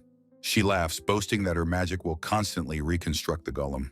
Harabotex nervously asks if this is a good spot, as there is no escape. Daisuke explains this position allows him to aim from any angle without moving. As the golem reforms, Harabotex points out the statue inside, its animating core. The shattered rock is merely a shell, reforming around the true statue within. Daisuke understands. The statue is the creature's weak point. Harabotex screams in terror as the fully reformed golem charges their position. From below, Ashuli cries out Daisuke's name in a desperate warning. The golem crashes up the steps of the Colosseum with terrifying speed. Daisuke holds his ground, Harabotex bracing him as the monster closes in. In the crowd, a gladiator realizes Dolgon was never human, but a golem. Another man points up, telling everyone to look at the collapsing structure. A spectator screams for everyone to get back as debris begins to fall. The massive stone platform crashes down, trapping the golem beneath its weight. Daisuke declares they have cornered it, and that this will be his victory. Harabotex asks what he plans to do, but Daisuke insists this is fine. He takes aim, knowing the footing cannot support the platform's incredible weight. He fires, the bullet striking the single precarious pillar supporting the platform. The crowd screams as the entire structure gives way in an avalanche of stone. Harabotex realizes Daisuke's plan was to bury the golem under its own weight. The golem is pinned, unable to move as it sinks into the rubble. Daisuke focuses his aim, now targeting only the exposed statue. His eye narrows, his sights locked on the golem's vulnerable core. He pulls the trigger, unleashing the final devastating shot. The bullet strikes the golem's core with catastrophic force. The stone statue shatters into a million pieces, its magic extinguished. As the golem disintegrates, Daisuke calmly pushes his glasses back into place. The smoking barrel of the powerful Barrett M82 rifle is shown in detail. The remnants of the once invincible champion rain down upon the arena floor. The massive crumbling torso of the golem hangs in the air for a moment. The gladiators below scream as the rubble crashes down around them. A massive pile of broken stone is all that remains of the champion. The surviving gladiators are in awe, exclaiming that he truly defeated the golem. From his perch, Harabotex can only marvel at what kind of man Daisuke is. Ashuli scrambles up the rubble, desperately calling out Daisuke's name. The battle won, Daisuke finally succumbs to his grievous injuries and collapses. Ashuli catches him, asking why he returned after she created a diversion. He smiles weakly, admitting he's a meddler, but glad that she is safe. Ashuli's eye widens, her expression softening at his selfless words. Blushing, she looks down at the unconscious hero and softly calls him an idiot. Daisuke emerges from the Colosseum, supported by Isin and Harabotex, to a roaring crowd. He is completely bewildered by the sudden and overwhelming adulation. The crowd cheers wildly, celebrating the victory of the Golem Slayer. Daisuke looks out at the sea of faces, unsure how to react. Harabotex announces to the people that the Golem is defeated and the danger has passed. A woman tearfully thanks the Golem Slayer, overjoyed her husband has returned safely. The crowd chants enthusiastically for the amazing Golem Slayer-sama. Daisuke frantically tries to correct them, insisting he is just an ordinary salaryman. The woman apologizes, assuming salaryman is his honorable profession. The crowd immediately adopts the new title, cheering for Salaryman-sama. Daisuke sighs in weary resignation, muttering what a mess this has become. Harabotex tells him the people will always desire a hero, and he should accept it. Daisuke gives a tired, awkward smile, accepting his new role. Lina rushes to him, relieved to see that both he and Ashuli are safe. Daisuke smiles warmly, telling Lina he is glad she is okay too.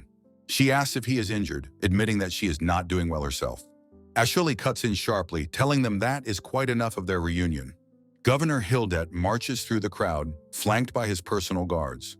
He seethes with rage, furious that they have destroyed his precious golem. He screams that this is treason and orders his men to arrest the heroes. His personal guards hesitate, clearly intimidated by the hostile crowd. Hildet demands to know why they are waiting, ordering them to move. A cup sails through the air and bounces off the governor's head. He furiously demands to know who threw it, threatening them with arrest. A gladiator defiantly shouts for him to try it if he dares. He tells Hildet that they have Salaryman-sama and will not be intimidated. The guards are now visibly frightened, backing away from the angry mob. A frantic aide rushes to Hildet, telling him it is an emergency. She reports that dissatisfied citizens are storming his mansion. A massive crowd of armed citizens marches on the governor's castle. The governor and his guards are pelted with debris by the angry townspeople. A man shouts that life has been miserable since Hildet's rule began.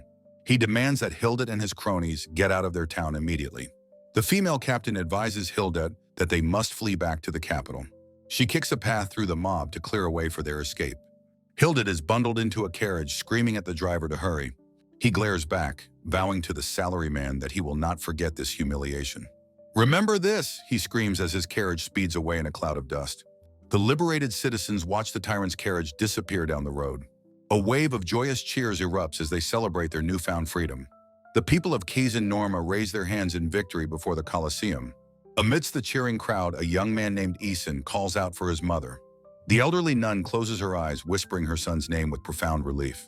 They share a tearful embrace as she expresses her joy at his safe return. Isin tells her about the elf who saved him, looking for her in the crowd. The nun finds Ashuli, remembering her promise to bring her son back. Fulfilling Ashuli's own wish, the nun pulls the surprised elf into a silent embrace. Overwhelmed with gratitude for her son's return, the nun weeps openly. The emotional reunion of mother and son becomes a focal point of the celebration. From a distance, Ashuli watches the touching scene unfold. A rare, gentle smile appears on Ashuli's face as she observes their happiness. The Colosseum stands damaged but liberated, a symbol of the city's new freedom. The grand prize is presented, a heavy sack containing 100 gold coins. Daisuke, flustered, tries to refuse the prize, insisting he has no use for it. Ashuli cheerfully claims her promised share of 50 gold coins, delighted with her earnings. Lena brightly insists that Daisuke-sama should keep the remaining 50 coins. Daisuke agrees that money is useful, but worries about being robbed again. He decides to keep the gold safe by storing it in his closet portal. Ashuli slyly suggests he let her double the money for him at a casino. Lena appears suddenly, furiously forbidding him from giving Ashuli the gold. The knight Harabotex observes Daisuke, calling him a strange but splendid man. Approaching the seated Daisuke, Harabotex declares that he has taken a liking to him. He introduces himself as Harabotex III and declares that Daisuke is now his friend. A surprised but polite Daisuke accepts the knight's enthusiastic handshake. Smiling, Daisuke prepares to return the formal introduction in his own unique way. He presents his business card stating his name, company, and professional title. Harabotex stares at the card, completely baffled by the unfamiliar characters. Daisuke suddenly cries out as the pain from his broken leg finally hits him. He waves off their concern, insisting he must leave and that his injury will heal. Before their shocked eyes, Daisuke begins to dissolve in a pillar of bright light.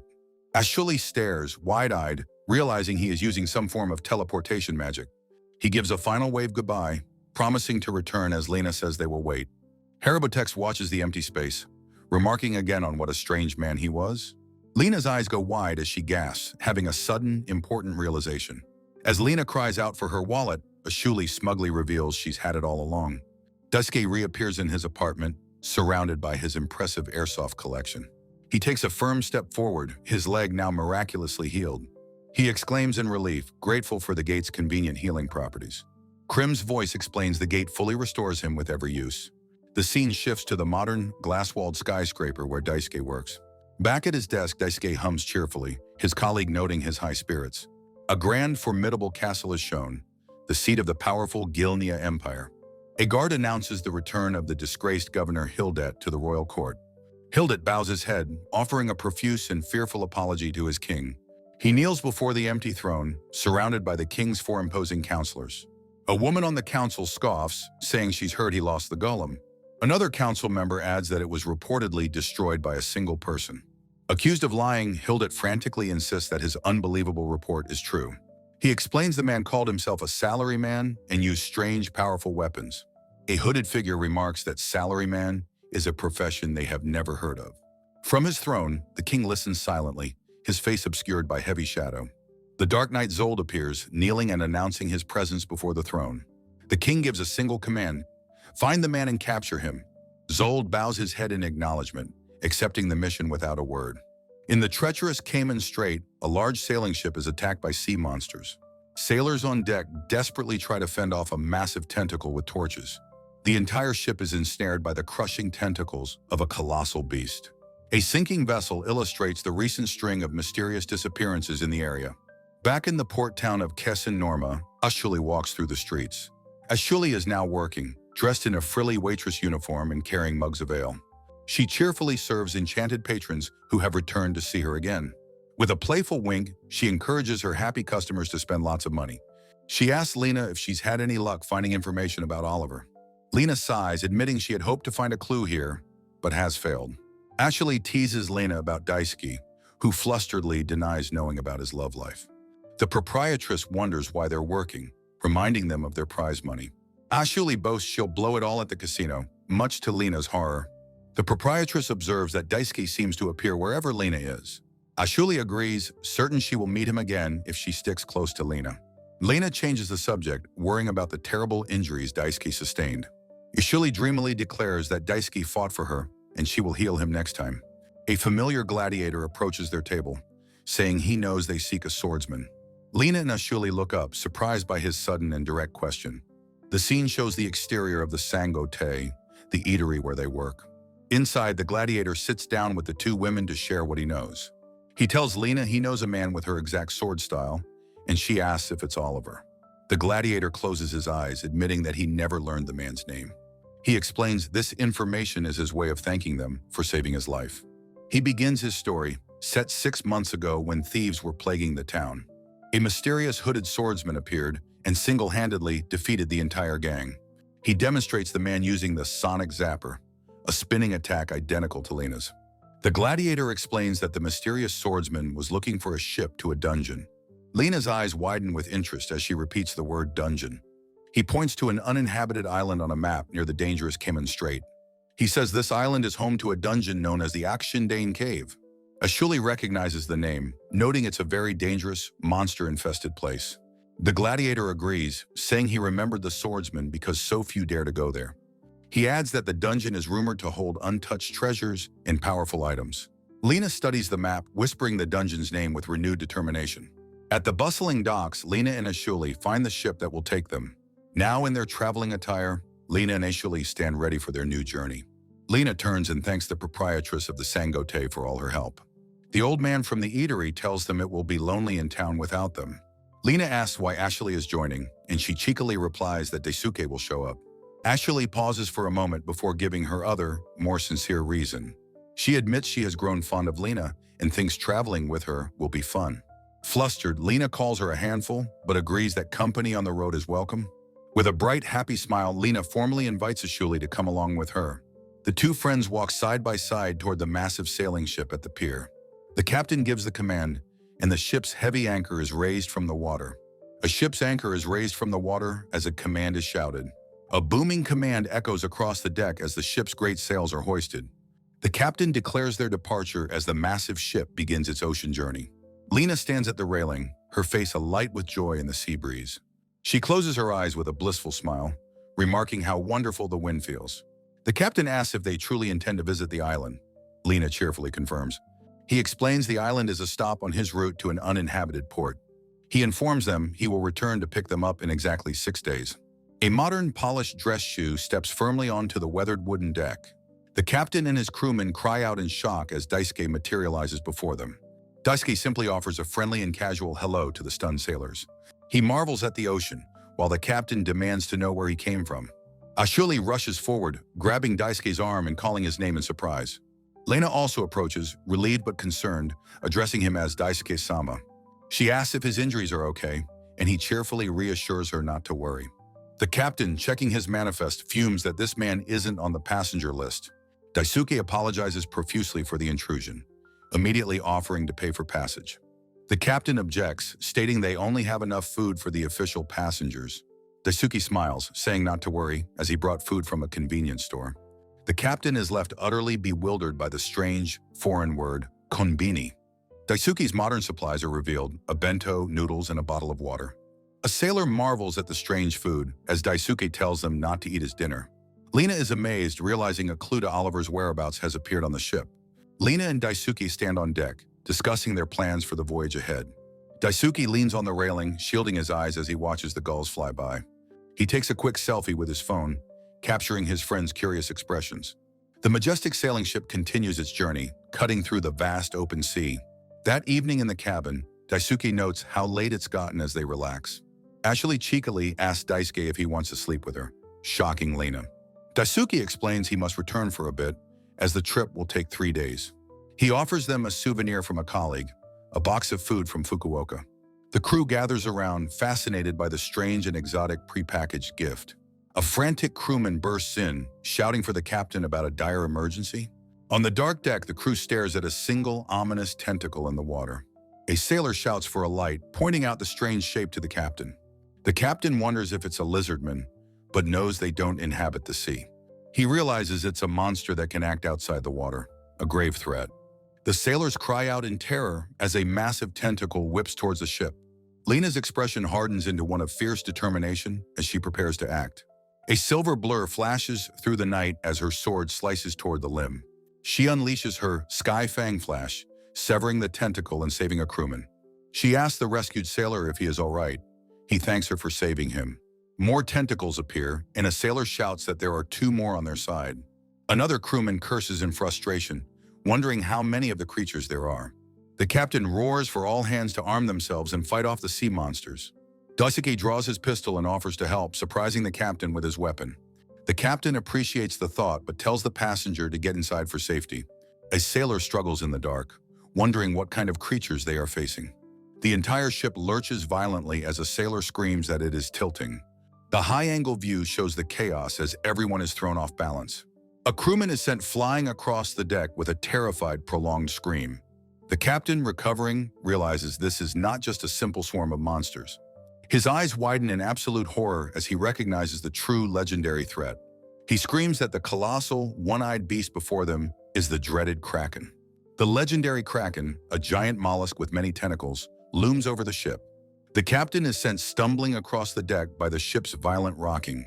He crashes hard onto the wooden planks, thrown by the monster's powerful assault. He warns his crew to be careful. This Kraken is a different class of monster.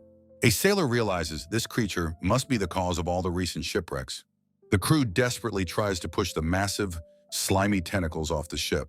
Lena brings her sword down hard, but the blade fails to pierce the hide. Her eyes widen in shock and frustration at her attack's utter failure. She cries out that her blade is just sliding off, unable to cut into it. The sharp crack of a pistol echoes as Daisuke opens fire from the railing.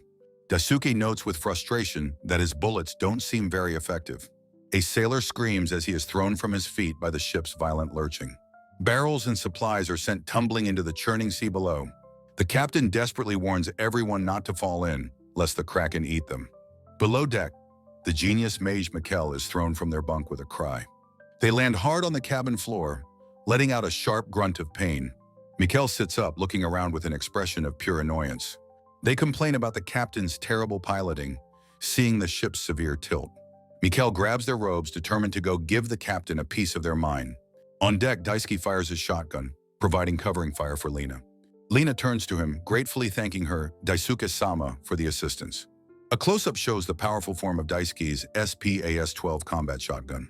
Lena observes that the shotgun's power is less effective at this longer distance. Mikkel approaches the cabin door, remarking on how unusually noisy it is outside. They throw the door open and step out onto the chaotic, tilting deck.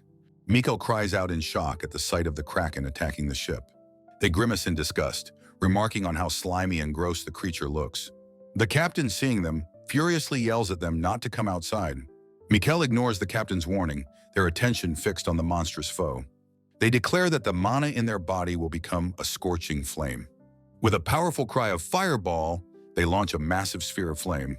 The fireball slams into a tentacle with a blinding, fiery impact.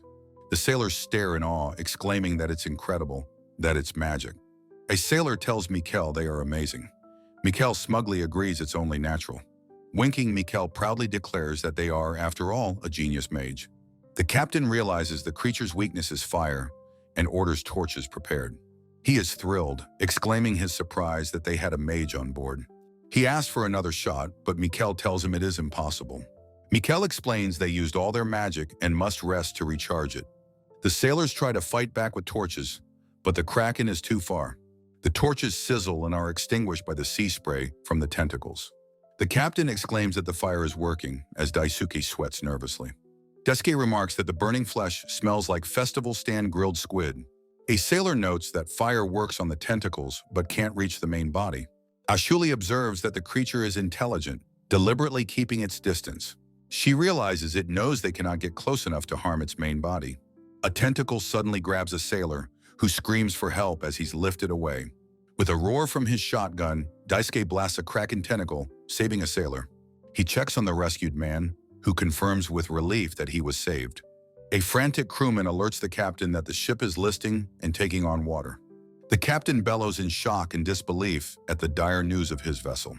The crew begins to panic, certain they are all about to become kraken food. The furious captain tells his men they will not give up, but find a way to fight. Daisuke calmly states that he just needs a way to deliver fire to the monster. The captain stares in shock at Daisuke's new weapon, asking what it is. Lena shouts Ashuli's name in alarm as the elf prepares for a reckless charge. Ashley announces her plan to leap onto the kraken's body to attack it directly. Lena grabs her, calling the plan impossible and asking if she wants to die. Ashuli admits it is reckless, but insists it is their only remaining option. Daisuke steps in, commanding everyone to get away from the massive sea creature. Lena gasps his name in shock, seeing him holding an unfamiliar grenade launcher. With a calm and determined expression, Daisuke takes aim with the revolving launcher. He thinks to himself that he would prefer not to use this at close range. Lena screams a warning as a massive tentacle whips directly towards Daisuke. With a defiant yell, Daisuke fires the grenade at the approaching monster. The small explosive projectile sails through the air towards the kraken's head. A massive fiery explosion erupts on the kraken's head, rocking the ship. Lena cries out, shielding her face from the immense force of the blast. The fiery detonation engulfs the creature's head in a brilliant flash of light. Daisuke flinches from the intense heat of the explosion, exclaiming that it's hot. The crew watches the burning beast, wondering if they just witnessed powerful magic.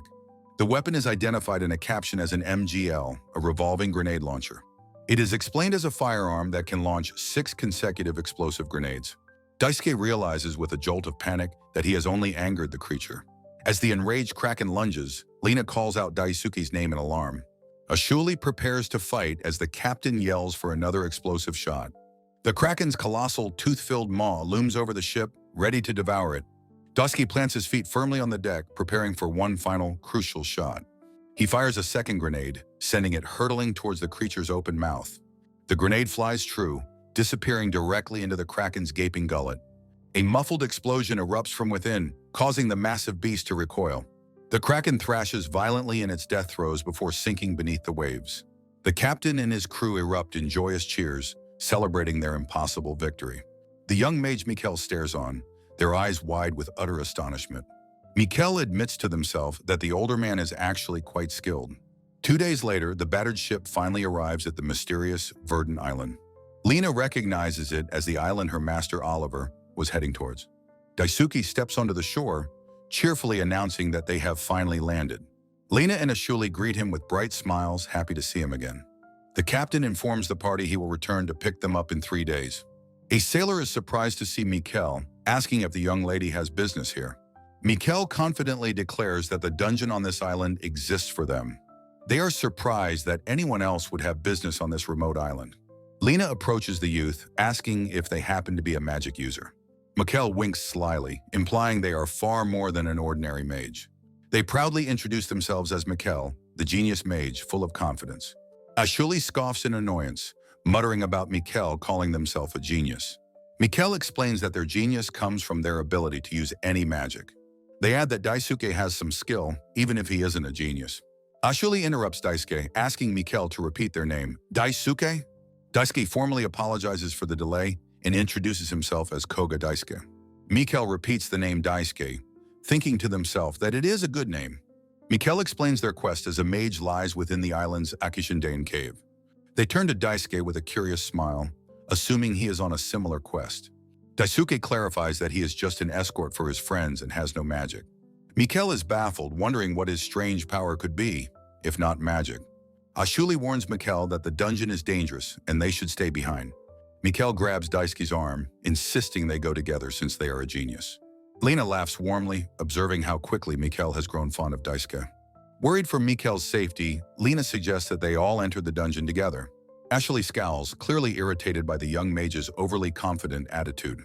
The newly formed party of 4 stands before the entrance to the ISEKAI'D cave. Lena wonders what possible reason her master Oliver had for coming to this place. Inside, Daisuke uses his phone's light to illuminate the strange, metallic corridor. Mikkel is fascinated by the light, excitedly asking Daisuke what it is. Daisuke explains that it is a flashlight, and a particularly good one at that.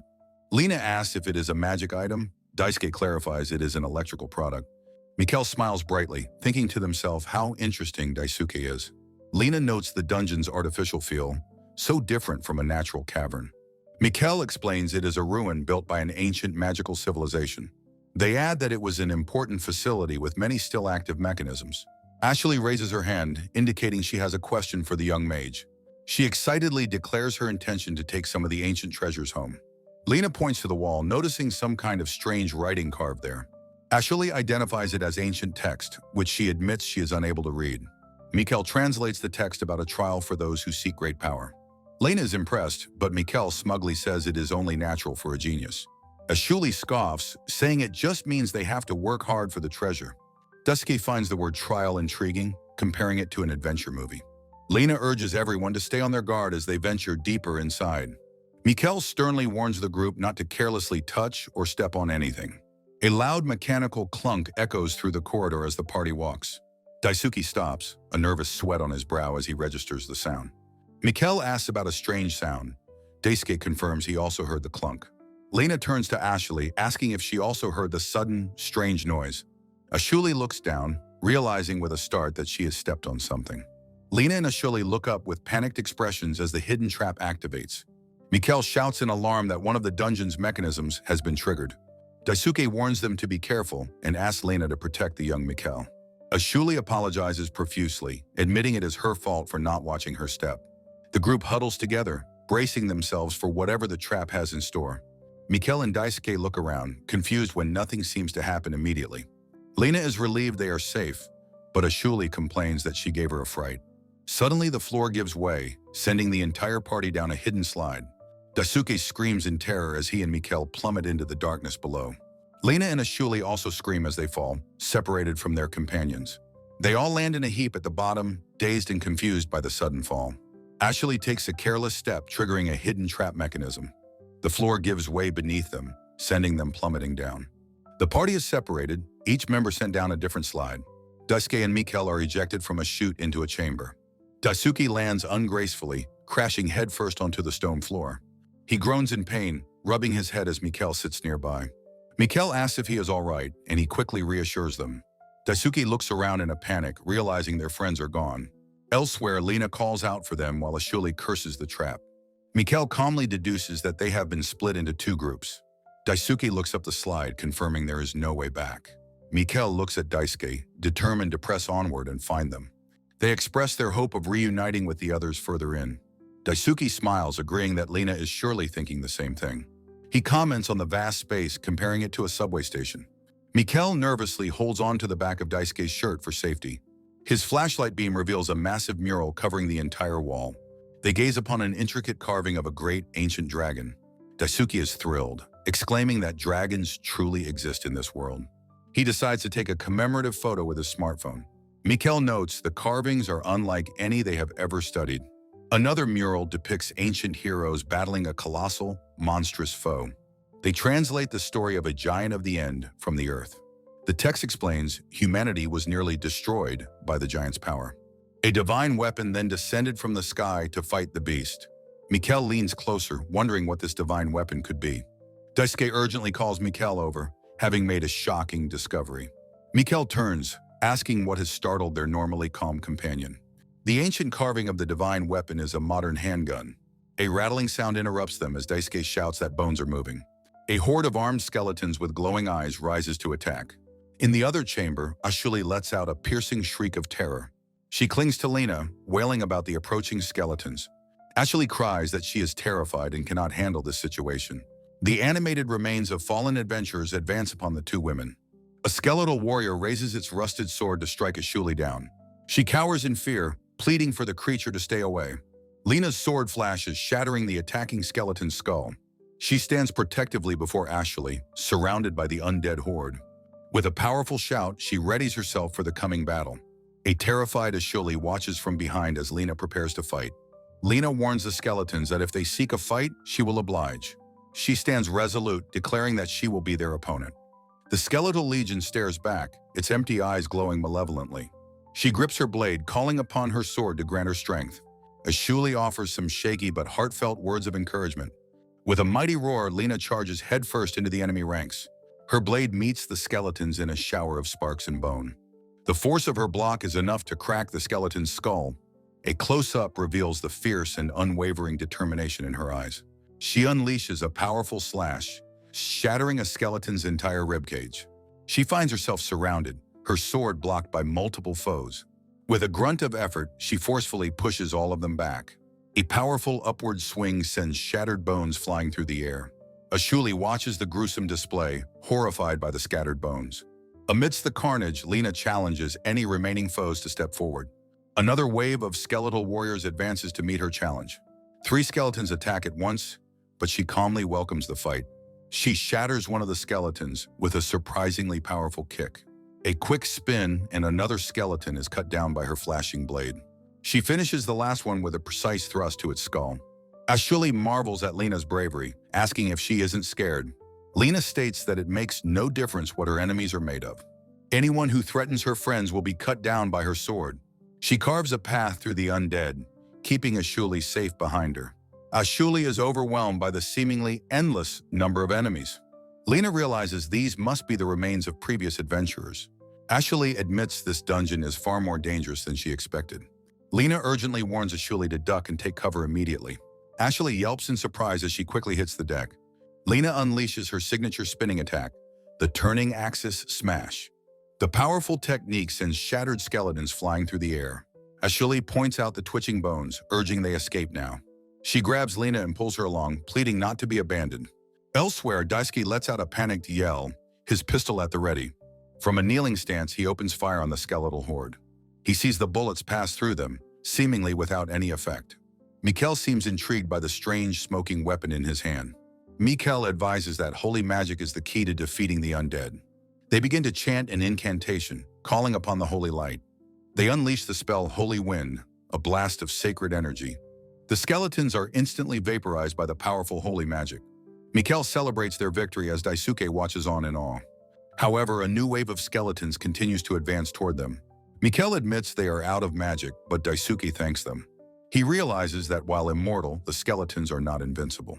He remembers that these monsters were once human beings like him. He resolves to face the threat without succumbing to his fear. Daisuke summons his powerful MGL multiple grenade launcher. He states that if small bullets fail, larger ones will succeed. Mikkel recognizes the weapon from their fight with the Kraken. He explains different grenade types have different tactical uses. He loads a specialized, non-explosive round into the launcher. He takes aim and fires the weapon with a deafening blast. The projectile soars high over the heads of the advancing skeletons. It erupts in a blinding flash. It's a flare cartridge. Daisuke explains the flare provides light for much better aiming. He follows up with a second shot, striking a skeleton directly. The skeleton shatters into pieces from the powerful impact. He reveals his new tactic, non-lethal rubber bullets for shattering bone. Daisuke notes that his rubber bullets lack penetration, but will still hit their mark. His skeleton lunges for Mikkel, who can only let out a startled cry. With a determined grunt, Daisuke intercepts, blasting the skeleton into fragments. Mikkel stares in wide-eyed wonder, letting out a gasp of pure astonishment. Daisuke looks down solemnly at the scattered pelvis of the defeated skeleton. Mikkel warns that the bones are reassembling and they must escape immediately. The two turn and run, their footsteps echoing down the ancient stone hallway. They finally stop to catch their breath, panting heavily after their frantic escape. Daisuke smiles reassuringly, telling Mikkel they should be safe for the time being. Mikkel, their head bowed, quietly asks if Daisuke thinks they are a failure. They admit that despite their claims of genius, they can't use magic very well. Daisuke listens to their confession with a serious and thoughtful expression. Mikkel tearfully explains they can use strong magic, but can't store much mana. With a gentle smile, Daisuke tells Mikkel that he doesn't believe they are a liar. Mikkel looks up, their eyes wide with surprise at his unexpected kindness. He continues, telling them that their magic is a truly wonderful talent. He admits that at their age, he was just proud of his useless airsoft gun. He earnestly tells Mikkel that they should have more confidence in themselves. Mikkel's face breaks into a radiant, blushing smile as they quietly agree. They leap into his arms for a hug, happily declaring he's the best. Daisuke looks up with a curious sound as they enter a new, larger chamber. Mikkel marvels at how bright and spacious the new room is as they walk in. A familiar voice rings out, calling him by the respectful title, Daisuke-sama. Daisuke looks up to see Lina waving from a ledge, telling him to come over. Lina and Ashuli peer down from the opening, their faces bright with relief. Daisuke is glad Ashuli is safe, and she seems a bit flustered by his concern. The reunited party stands in the vast room, wondering about its purpose. Ashuli grumbles, pushing against the small opening and complaining she can't fit. Mikkel's hand traces an inscription on the wall, identifying it as a trial. They translate the ancient runes, a riddle about twins who share one fate. Lena wonders what the trial will be, while Ashuli approaches a large gate. Ashuli places her hand on the massive stone door and pushes it open. With a cloud of dust, she remarks that the gate opened without any trouble. A colossal, headless suit of armor emerges from the darkness, blocking the way. The massive stone gate slams shut behind the creature, trapping them all inside. The force of the closing gate sends the party stumbling across the floor. Lina and Ashuli cry out in alarm, realizing they have been locked in. Daisuke sweats, asking aloud if this giant could be the trial itself. The massive guardian stands before the gate, its form blocking any escape. Daisuke puts the pieces together, realizing this is the trial of the twins. Ashuli, her face grim, asks if this means they have to defeat the creature. The foe is identified as a ghost armor, a suit animated by its own will. The ghost armor raises its immense sword, preparing to attack the intruders. Ashuli lets out a cry and charges forward to meet the challenge head-on. The creature brings its massive sword down in a powerful, crushing arc. Ashuli yelps, diving out of the way just in time to avoid the blow. She realizes with frustration that she has no hope of defeating this thing. Deciding to leave it to the others, she runs to find another way out. Her escape is cut short as a heavy portcullis slams down from the ceiling. She curses her bad luck, realizing she is well and truly trapped. Lina lets out a fierce battle cry and charges the armored behemoth herself. Her sword clashes against the creature's massive shield in a shower of sparks. She puts all her strength behind the blow, but her attack is deflected. She grits her teeth in frustration, admitting its defense is incredibly solid. From her perch, Ashuli asks if Daisuke can just blast it with a strong weapon. Daisuke explains that doing so would cause the ceiling to collapse on them all. He watches the fight intently, trying to devise a way to attack the armor. Lina continues to press the attack, facing down the towering, empty suit. She finds it strange that an empty armor would defend itself so tenaciously. She deduces that it must be protecting something important hidden within. Her eyes lock onto a large, spherical crystal embedded in its shoulder. With a powerful leap, she soars through the air, her sword aimed true. Her blade strikes the armor with a powerful, resonating clang of steel. She lets out a mighty battle cry as she unleashes her special attack. Her sonic zapper technique shatters the armor plating around the crystal. The pauldron explodes, revealing the glowing, vulnerable core of the ghost armor. Ashuli cheers from above, excitedly asking if Lina's attack was successful. Lina confirms that she was right. The crystal is the creature's weak point. She shouts to Daisuke, telling him that the crystal is its weakness. Daisuke looks at the obvious weak spot, remarking that it certainly looks like one. He agrees that if that's the case, he knows exactly what to do. He summons a new weapon, a sleek and tactical CQBR assault rifle. This M4 carbine variant is specialized for intense, close-quarters combat. He racks the charging handle, chambering a round with a satisfying clack. He opens fire, a burst of bullets striking the exposed crystal perfectly. Mikkel watches from the side, whispering that Daisuke's power is amazing. Ashuli cheers from her perch, exclaiming, "That's their Daisuke for you."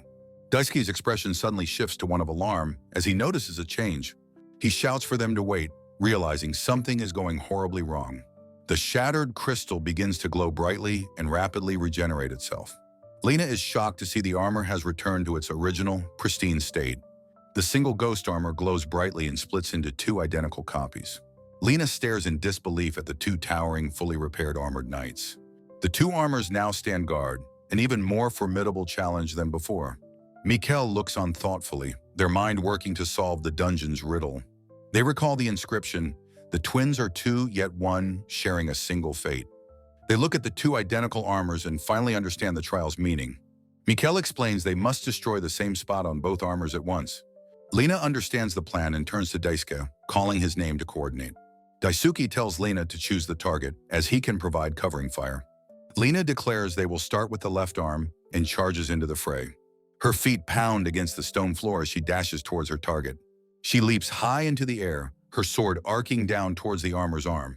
With a powerful cry, she brings her blade down upon the pauldron. The crystal in the armor's arm shatters from the force of her expert blow. Ashley shouts from above, telling Daisuke that now is the perfect time to strike. Daisuke, his focus absolute, tells her to leave everything to him. He unleashes a controlled burst from his rifle, empty casings flying through the air. His bullets strike the second armor's crystal at the exact same moment. The second crystal shatters into pieces, and this time, it does not reform. A smoking crater mars the ghost armor's shoulder from Daisuke's attack. Mikkel points excitedly, exclaiming that the crystal's core has changed color. Daisuke observes with satisfaction that this time, it is not regenerating. Ashuli offers a fist pump of encouragement, cheering for Lena to go on. Lena cries out her next target, the right leg, as she dives in. Her sword flashes, shattering the crystal on the automaton's leg pauldron. The massive, headless guardian looms over her, its leg now crippled. Simultaneously, the second ghost armor's other leg is blown apart by gunfire. Lena looks toward her partner in awe, calling out to Daisuke-sama. Daisuke provides perfect support, shattering the second armor's leg crystal. Lena watches amazed as Daisuke continues to fire his assault rifle. A close-up shows Daisuke's focused expression as he unleashes a volley. His bullets strike another crystal embedded in the armor's shield-like appendage. The crystal explodes into a shower of rocky, useless fragments. A second crystal on the other armor meets the same devastating fate. Daisuke's precise gunfire obliterates the second crystal completely. The two guardians stand inert as Lena announces that they have stopped. Mikkel reports their armor has also ceased moving, asking if it's over. A panel on the armor's chest opens, revealing a final, central crystal. Mikkel urges Daisuke to attack, but he looks up in sudden alarm. The massive, ornate chandelier above them begins to creak and fall. Daisuke shoves Mikkel to safety as the structure crashes down around them. Amidst the chaos, Lena stands firm, her sword glowing with absorbed energy. A shower of stone and wreckage rains down upon the chamber floor. Ashuli cries out in shock as Lena tells her it won't be defeated easily. The entire chamber is thrown into chaos by the collapsing ceiling. Daisuke and Mikkel are caught in the downpour of falling stone debris. Daisuke shouts that the ceiling will collapse, vowing to draw its attention. He fires his pistol at the automaton, calling out Lena's name as a warning. Lena confidently replies that it is all right. She will end this now. She leaps through the air, her sword a blur of graceful, deadly motion. Her blade, now glowing with brilliant light, descends upon the final core. The sword makes contact, a blinding flash of energy filling the chamber. The central crystal is sliced cleanly in two, its light extinguished forever. The first ghost armor explodes into pieces as Lena lands gracefully. Mikkel shields himself from the blast, shouting Daisuke's name in concern. Their eyes widen in awe as they look toward the remaining armor. Daisuke stands atop the second guardian, pistol aimed at its glowing core. He coolly declares that this is enough, his aim steady and true. A single, decisive gunshot shatters the final crystal with explosive force. Daisuke leaps away as the second ghost armor is completely destroyed. Ashuli throws her hands up in the air, cheering that they finally did it. Mikkel points to a section of the wall, telling Daisuke to look. Lena rushes to Daisuke's side, asking if he and Mikkel are all right. Daisuke smiles reassuringly, replying that there is no problem at all. The reunited party celebrates their victory, Ashuli waving her arms happily.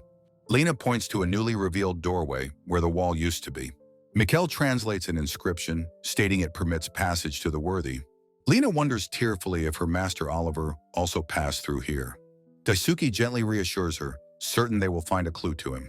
They enter a new hall, where Mikkel exclaims at the magnificent murals. The young mage wonders if the carvings depict the dungeon's monsters. Ashuli asks Mikkel why they came to this dungeon in the first place. Mikkel explains they learned of it from an ancient adventurer's writings. They reveal the dungeon is said to hold the ultimate equipment they seek. A mural depicts the very gear Mikkel needs to become a genius mage. A close-up shows the elegant, powerful-looking robes Mikkel desires. Another ancient mural depicts a legendary seven-headed serpent beast. The final chamber is a massive treasure vault guarded by the serpent's effigy. The seven serpent heads are shown in an ominous, shadowy close-up. Lena stands in a new area, wondering if Oliver really passed this way. Harabutex explains that many adventurers pass through this central hub. Mikkel and Lena turn a corner, Mikkel urging her to look ahead. The party finds themselves in a vast circular chamber with many doors. Lina notes the multiple entrances, concluding many paths lead to this room. Ashuli suggests this is their destination. Daisuke wonders what the place is. Ashuli excitedly calls for everyone to follow her up a grand staircase. The rest of the party follows Ashuli up the worn stone steps. Lina reaches the top of the stairs, her back to the viewer. They gasp in awe at a massive hall filled with mountains of treasure. A close-up focuses on Lina's armor and the hilt of her trusted sword. The treasures include a genie lamp, ornate swords, and piles of gold. A variety of ornate and powerful-looking helmets are among the hoard. Mikkel explains this is the final vault, full of ancient magic items. Lina is overwhelmed, asking if all of this is really magical equipment. Ashuli gleefully exclaims that they will be rich if they sell it all. Daisuke holds a magical orb, wondering if he too can use magic. Mikkel explains that the weapons are the most straightforward of the items. They grasp the hilt of a uniquely designed sword, its pommel glowing. Mikkel states each weapon has its own unique attributes and effects. They add that the items will react to anyone with magical energy. Ashuli is eager to try them out, and a blushing Lina agrees. Lina's eyes sparkle with delight as she tries on a beautiful necklace. She gives a small cry as she experiments with an enchanted shield. She comments on how impossibly light the jewel shield feels in use. Mikkel shouts out a nonsensical magical incantation with great flair. Daisuke strikes a dramatic pose with a staff, Mikkel looking on, confused. With great passion, Daisuke shouts the classic magic words, "Open Sesame." Mikkel asks what he's doing. He explains it's a popular old spell. Mikkel dismisses the strange spell as Daisuke tries a different one. He collapses in defeat as Mikkel concludes he has no magic power. Ashuli calls for everyone's attention, telling them to look at her. She expertly uses a whip-like grappling hook to retrieve distant items. The hook latches onto a scepter in a telescope-like artifact. She successfully reels in her catch with a satisfied, smug look. She proudly states that she might have a real talent for this. Ashuli then turns to Mikkel, asking if they found their special treasure. Mikkel explains the gear they seek isn't just some convenient item. Ashuli smirks, guessing it's too special for Mikkel to even use. Mikkel's expression turns serious and downcast, their hope beginning to fade. Lina calls out to Ashley, who grins and says it was just a little something. Ashley turns away, a single bead of sweat betraying a hint of concern. Daisuke, Lena, and Mikkel survey the vast treasure vault with serious expressions. Daisuke suggests that they all pitch in to help Mikkel find the special equipment. Suddenly, a disembodied voice echoes, calling to the one worthy of its power. Mikkel looks up startled, asking what that mysterious voice was. As the floor shifts, Mikkel exclaims that a staircase has appeared from nowhere. A look of pure joy dawns on Mikkel's face as they realize this is it. Lina asks what's happening, while Mikkel points excitedly toward the new passage. Lina looks on, her expression puzzled, wondering what lies down the hidden stairs. Mikkel points their staff at a blank wall, asking if the others can see it. The young mage's eyes are wide with wonder at the unseen passage before them. Mikkel insists that the way is right there, baffled that their friends cannot perceive it. Ashuli asks what's wrong, while Daisuke correctly guesses there's a trick to the wall. Mikkel stares ahead, their expression one of absolute, unshakable focus. Their foot passes through the stone wall, creating ripples as if it were water. Mikkel walks through the solid wall, leaving their companions staring in disbelief. Ashuli and Daisuke cry out in shock, with Daisuke noting Mikkel seems to be floating. Lina is speechless, but Ashuli realizes their young friend must have found something. Mikkel ascends the hidden stairs toward a glowing symbol, hearing the voice's call. Ashuli shivers at the creepy voice, but Daisuke confirms that he can hear it too. Before the symbol, Mikkel makes their plea, asking for a power worthy of a genius. The young mage stands on the steps, their request hanging in the silent chamber. Below, Daisuke, Lina, and Ashuli watch with anxious anticipation. The voice grants their wish, but announces a further trial, surprising Mikkel. With a deafening rumble, a massive stone gate grinds open before them. The force of the opening gate sends the party stumbling back in alarm. From the gaping darkness, a monstrous, seven-headed serpent slithers into the room. Ashuli recoils in disgust, screaming at the sight of the hideous creature. Mikkel stares, their face pale with shock and a single bead of sweat. They identify the beast with a horrified gasp. It is a legendary hydra. Mikkel remembers reading about this demon beast in the ancient texts. One of the hydra's heads lets out a ferocious, earth-shaking roar. Lina shouts a warning, telling her companions this is no ordinary monster. As a hydra head lunges, Daisuke cries out while leaping to safety. Ashuli smirks, realizing this must be the trial the dungeon spoke of.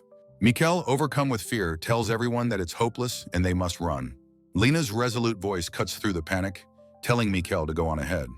Mikkel looks back, stunned into silence by Lena's selfless command.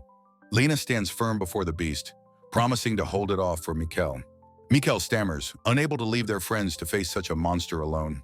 Ashley reminds Mikkel that their destiny lies ahead. They must become a genius. The cursed elf offers a confident, reassuring look to the young mage. Daisuke racks his shotgun, calmly telling Mikkel not to worry about them. He declares with absolute conviction that they will not be defeated here. Mikkel looks at their friends, their expression filled with awe and gratitude. The young mage's eye reflects a newfound, unshakable determination. With a final, determined glance, Mikkel turns and runs towards their goal. The Hydra roars in fury, its many heads thrashing amidst the treasure. The trio of Daisuke, Lena, and Ashuli brace themselves for the coming battle. Mikkel sprints down a corridor, vowing to become a true genius mage. Daisuke yells for the beast to wait as he opens fire with his shotgun. He grits his teeth, his expression locked in fierce concentration. Mikkel makes a silent promise to their friends that they will definitely return. The Hydra slams its body down, beginning the battle of the seven-headed demon beast. The creature is identified as the Hydra, a legendary beast from ancient history. Lena shouts to Ashuli, reminding her of their primary objective. Ashuli confirms their goal is to keep the monster from interfering with Mikkel. As Mikkel runs, Ashuli asks Lena if she understands their mission. Lena agrees and the two warriors share a look of grim resolve. The word, however, hangs in the air, hinting at a complication. Lena's eyes betray her worry. Was it right to let Mikkel go alone? Ashuli glances over, sensing her friend's lingering doubt. She reassures Lena, stating confidently that Mikkel is no fool and will be fine. Lena's face brightens, her confidence restored as she agrees with Ashuli. With her resolve hardened, Lena charges forward, shouting that she is coming. She leaps gracefully over the scattered treasure, closing the distance to the beast. She lands on the Hydra's back, her sword striking its tough, scaly hide. She drives her blade into the creature's flesh, fighting for a foothold. Ashuli whips her circular blade through the air with incredible speed and power. The weapon ricochets perfectly off a massive sword lodged in a pile of gold. It strikes a magical artifact, becoming wreathed in mystical flames. The flaming chakram soars through the air, a burning projectile of death. It slams into one of the Hydra's heads, causing a fiery explosion. Ashuli lets out a triumphant whistle, impressed with her own handiwork. Lena screams a warning to Ashuli, telling her to look to her left. Ashuli turns just in time to see another Hydra head lunging toward her. Her face contorts in a brief, silent scream of pure panic. Daisuke opens fire, his shotgun blast intercepting the attacking serpent. Ashuli calls out to Daisuke, who quickly asks if she is all right. He works the lever on a new weapon, ejecting a spent shell casing. He fires the rifle at another head as Ashuli marvels at his impressive skill. Daisuke stands firm, identifying his weapon as the classic Winchester M73. This lever-action rifle was a marvel developed in the American West. It is a legendary firearm famously known as the gun that conquered the West. He fires again, the powerful shot echoing through the ancient chamber. A Hydra head looms menacingly over Daisuke, its fanged maw wide open. He switches to dual-wielding pistols, firing a relentless barrage at the beast. He strikes a dynamic pose, holding two different classic firearms with ease. A massive blade, dislodged by the fighting, swings down from a pile of treasure. His finger pulls the trigger on a classic revolver, the hammer falling. He continues his two-gun assault, keeping the multi-headed monster at bay. He vows he will not let the beast interfere with Mikkel's trial. Mikkel's feet pound against the stone floor as they continue to run. They reach the end of the corridor, announcing that this is the exit. Mikkel steps into a grand hall lined with ancient armor and weapons. They realize this is where the legendary high-tech equipment has been stored. Some display stands are empty, with discarded pieces lying on the floor. Mikkel sees that some equipment is missing, including the set they are seeking. Their eyes finally land on a magnificent set of robes. They have found it. Mikkel dashes towards a hidden passage, telling their friends to wait for them. Suddenly, a shadowy, cloaked hand clamps down hard on Mikkel's wrist. The powerful figure effortlessly throws Mikkel off balance. A magical trap sprung. Mikkel cries out in shock, realizing they can understand the entity's telepathic words. The spirit reveals its name as Lidmer, its soul having waited inside the armor. The young mage repeats the legendary sorcerer's name in utter disbelief. The Hydra looms over the remaining heroes, taunting that it will help their friend. Mikkel screams as their magical life force is violently siphoned from their body. Lidmer's spirit calmly tells them not to worry, they will only lose consciousness. Mikkel grits their teeth, defiantly refusing to become the spirit's puppet. Lidmer declares they should feel honored to live on as the strongest sorcerer. Amidst piles of treasure, Daisuke fires his rifle while Lena engages the Hydra. Lena raises a magical jewel shield, blocking a powerful bite from the beast. The sheer force of the impact sends a stunned Ashuli flying backward.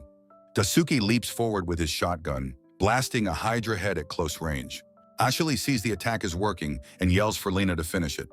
With a mighty battle cry, Lena gathers all her strength for a decisive blow. Her sword becomes a blur of motion as she begins her powerful swing. She unleashes the Flying Fang Slasher, a wave of pure cutting energy. The devastating attack sends one of the Hydra's heads flying from its neck. The remaining 6 heads of the monster roar in a chorus of pain and rage. Ashuli celebrates their success, but Lena reminds her 6 heads still remain. Daisuke steadies Lena as she stumbles back from the exertion. He gently tells her it's okay, advising her not to rush things. Ashuli looks on, sensing the tide of battle is far from turned. The severed neck stump of the Hydra begins to bubble and writhe sickeningly. With a wet squelch, a brand new head erupts from the wound, fully formed. Lena and Ashuli can only scream in disbelief at the impossible sight. Daisuke stares in shock, his plan to wear it down now seeming futile. Ashuli yells that it's a lie, questioning how they can possibly defeat it. The wound on the Hydra's neck completely seals over, leaving no trace of damage. Daisuke fires his twin revolvers, trying to suppress the regenerating beast. He knows the Winchester's firepower cannot deal lasting damage to this monster. Even an anti-material rifle would be useless if the creature regenerates instantly. They need a weapon that can attack relentlessly, giving it no time to heal. Suddenly, a brilliant idea strikes the resourceful salaryman. He remembers a special purchase he made in Akihabara, now in his closet. Through a shimmering portal, he summons a large, heavy machine gun. He looks on with grim focus, his ultimate weapon now at hand. The weapon's heavy tripod slams down onto the ancient stone floor. He quickly begins to unfold the sturdy legs of the gun's mount. Kneeling amidst the treasure, he expertly sets up the weapon platform. Lena calls out his name, wondering what he is planning to do. Ashuli watches with confidence, certain that Daisuke has a strategy. Daisuke's hands move with precision, locking the tripod firmly in place. Lena and Ashuli stand ready, declaring they will buy him the time he needs. He lifts the massive Browning M2, preparing to mount it on the tripod. A close-up reveals the intricate details of the heavy machine gun's barrel. The chapter ends highlighting the mage's talent as the battle continues.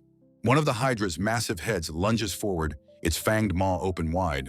Lena stands her ground, sword held high, ready to meet the attack. With a powerful cry, she deflects the monster's fangs with her blade. She gracefully dodges another lunge, with Ashuli watching in the background. Ashuli attacks with her whip-like weapon, telling the monster to take this. Her weapon strikes the Hydra's tough hide with a sharp crack. The beast is unfazed, and Ashuli realizes her attacks are barely a nuisance. She reluctantly prepares to use her cursed power as a last resort. Suddenly, one of the Hydra's heads is sliced clean off by an unseen force. Lena stares in shock, her own sword still held defensively. She cries out in surprise as another head is miraculously severed. Her hand remains firm on her sword, confirming she was not the attacker. Taking the opportunity, she unleashes her own attack, decapitating a third head. A small box-like item lies innocently among the piles of treasure. Ashuli holds the item, wondering why it has suddenly started to glow. She screams in panic, realizing she has picked up a cursed item. The box transforms into a large white mouse with familiar facial markings. The mouse looks around, letting out a simple, questioning squeak. Daisuke and Lena are completely dumbfounded by this bizarre turn of events. Meanwhile, Mikkel is still in the clutches of Lidmer's parasitic spirit. The ancient sorcerer gloats, dismissing Mikkel as a foolish little girl. A diagram explains how a mage absorbs atmospheric mana into their vessel. Mikkel cries out in pain as their life force continues to be drained.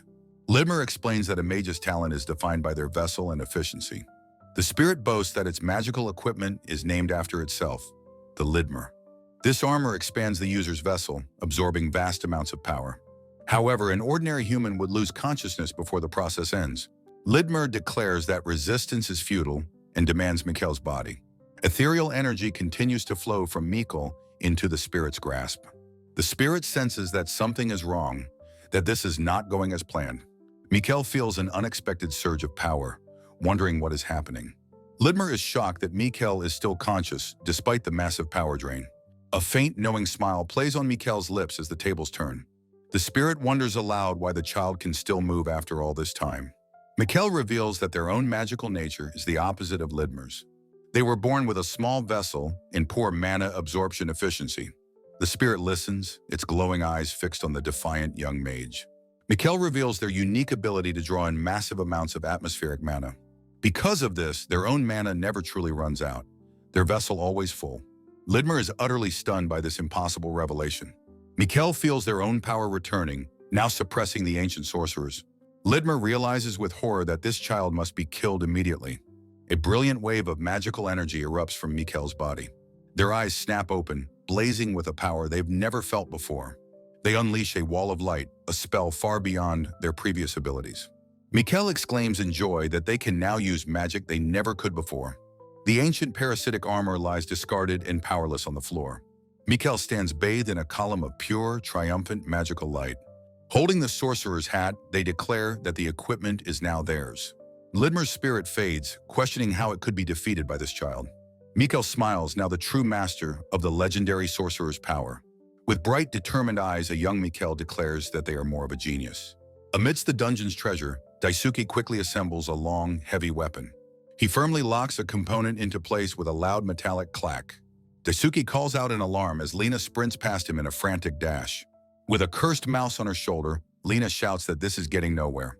The mouse urges Lena to run faster, but she cries out that she can't go any quicker. Daisuke, kneeling with his rifle, calls out to Lena with concern in his voice.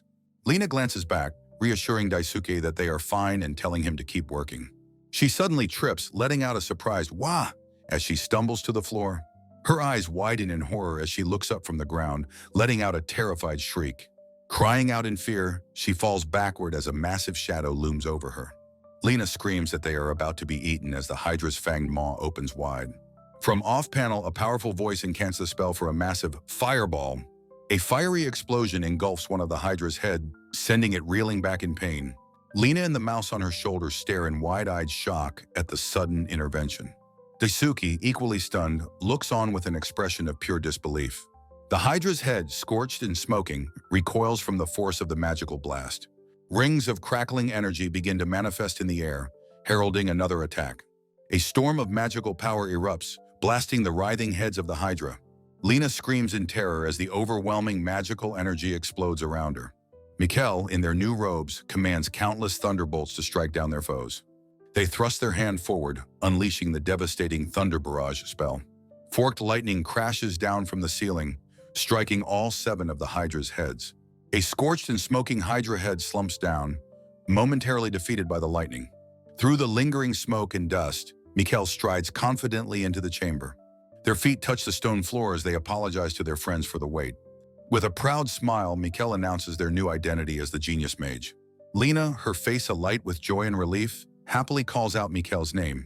Daisuke greets them with a warm smile, also calling out to Mikhail. Ashuli asks Mikhail if they successfully found what they were looking for.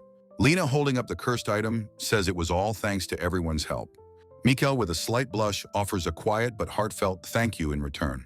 As the Hydra begins to stir, Mikhail shouts a warning that it's recovering. Mikhail raises their powerful new staff, ready to confront the monster. They tell their friends to leave it to them from this point on. Facing the beast, they declare that this is their trial, and they will overcome it.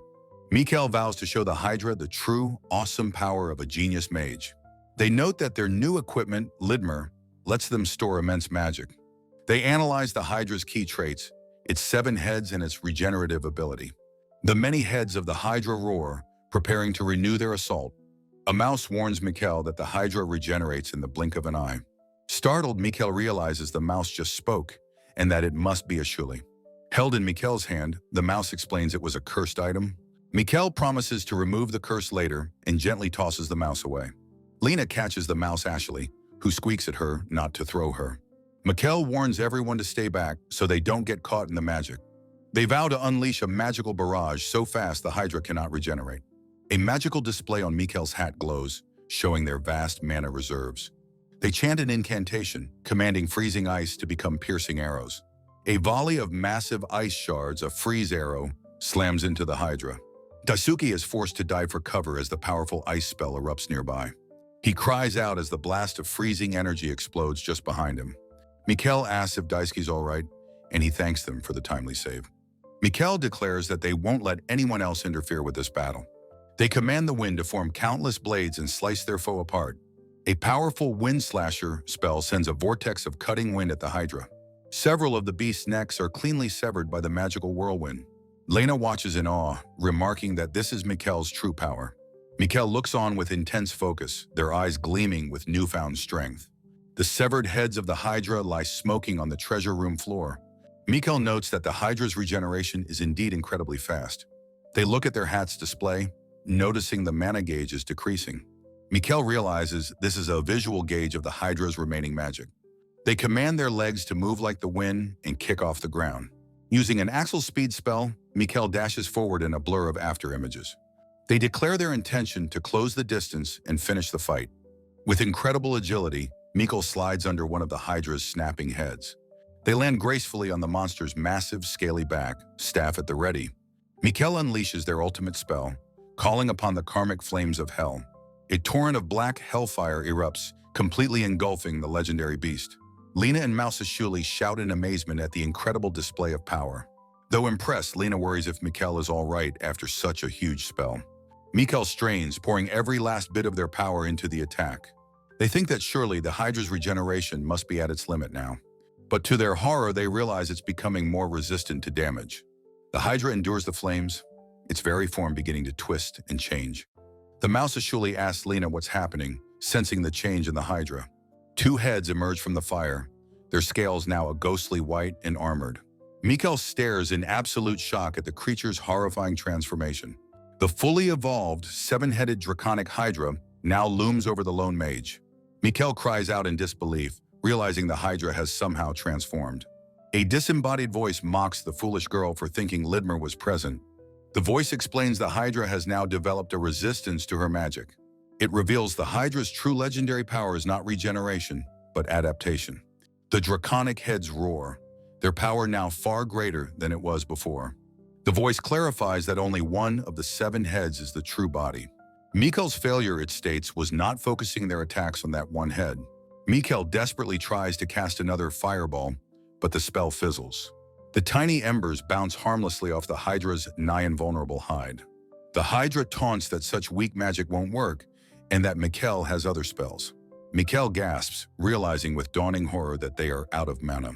They look up in terror as the evolved Hydra's fanged maw descends upon them. Lena leaps in front of them, screaming the name of her lightning wall spell. She strains with all her might, gritting her teeth against the immense force. As she rushes to the rescue, Lena cries out Mikhail's name in desperation. The powerful attack shatters her magical barrier, sending them both flying. A flashback shows a peaceful, ornate building under a bright, sunny sky. In a lavish bedroom, a woman asks a young, distraught Mikhail what is wrong. Young Mikhail looks down, their face a mask of sadness and frustration. They weep, lamenting that they are useless and can never be a great mage. A young Mikhail clenches their fists, knowing they were born unable to store mana. The older sister gazes at them, her expression filled with a gentle understanding. The sister tells Mikhail that while her own life is ending, Mikhail's future is limitless. She explains that words like magic have the power to shape reality. She urges Mikhail to simply declare themselves a genius, and it will be so. She opens her arms, calling her beloved Mikhail to come closer for an embrace. The sister promises Mikhail they will one day find strength, embracing her little sibling. Mikhail closes their eyes, absorbing the warmth and love of the final embrace. Mikhail groans in defeat, their sister's prayer for protection echoing in their mind. Their faces filled with despair as they realize their magical energy is depleted. The victorious Hydra looms over them. Mikhail believes all hope is lost. They apologize to their sister's memory, feeling they have failed to be strong. A voice shouts for Mikhail to get a hold of themselves, snapping them from despair. Ashuli's voice, channeled through the mouse, reminds Mikhail that they are a genius. Lena unleashes her sonic zapper, blasting the ground before the advancing monster. The force of the shockwave momentarily halts the Hydra's relentless advance. Mikhail calls out to Lena, who expresses her profound relief that they are unharmed. Another hand pulls them up, urging them to quickly move to safety. Daisuke's hands move with practiced skill, feeding an ammo belt into the machine gun. He firmly closes the receiver cover, the heavy weapon now ready for action. With a single forceful pull, he charges the weapon, making it ready to fire. Lena and Mikkel rush towards him, calling his name as they seek cover. Daisuke urgently directs his friends to take cover behind his fortified position. Mikkel stares in wide-eyed amazement at the incredible weapon before them. He warmly thanks his friends, saying their protection allowed him to finish setting up. He confirms the ammo is loaded and flips the safety off, ready for battle. The multi-headed Hydra lets out a fearsome roar, its many jaws agape. Lena warns him of the impending charge while he calmly prepares to fire.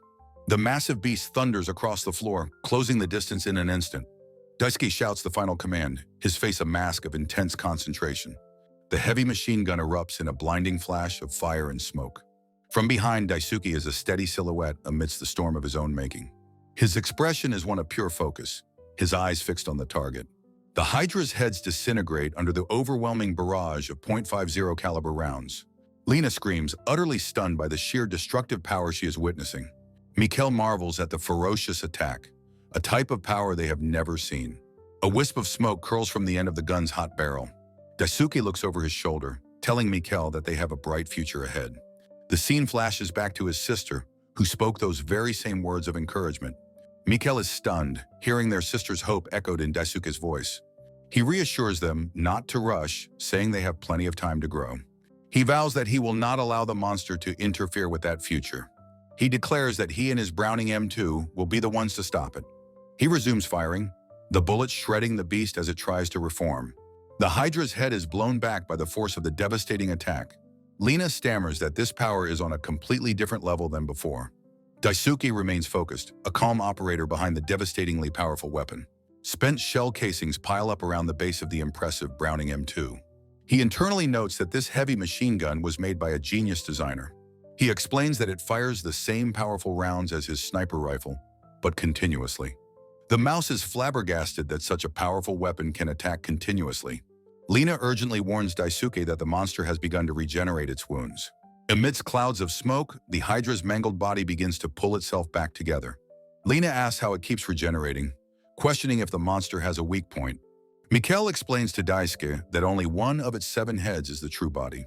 Daisuke looks up, his eyes widening as he spots something important. One of the Hydra's heads, the one in the center, remains pristine and untouched. Lena tells him to look, pointing out the single, completely undamaged head. They realize it must be the true body, protected by the other heads. Daisuke takes aim with the massive gun, declaring his intent to target it. The lesser heads move with purpose, intercepting the bullets to protect their core. A decoy head is shredded as it heroically throws itself into the line of fire. Mikkel watches the battle intently, pointing forward with a determined expression. The young mage plants their staff firmly on the ground, gathering their energy. Lena asks what they are doing, and Mikkel replies they're storing what little mana they can. They believe there must surely be something more that they can do to contribute. A faint light gleams on their hat's emblem as they focus their will. The relentless gunfire comes to an abrupt halt with a loud mechanical clank. When asked what's wrong, Daisuke announces that he has run out of ammunition. He calmly states that he will begin reloading the weapon right away. As he touches the weapon, he yelps in pain from its extreme temperature. He explains the nature of firearms, how gunpowder raises the weapon's temperature. In the worst case, overheating will stop it from firing, requiring frequent rests. Lena offers her armored gauntlets, and Daisuke gratefully accepts the help. Protected by the gauntlets, his hands deftly work to reload the hot weapon. The Hydra seizes the opportunity, letting out a roar as it prepares an attack. The mouse notices something strange is happening with the Hydra's main body. The true head begins to glow and swell, gathering a massive amount of energy. It opens its massive jaws, preparing to unleash a torrent of destructive power. The mouse screams in sheer terror, understanding the immense danger they now face. A colossal beam of energy erupts from the Hydra's mouth, hurtling towards them.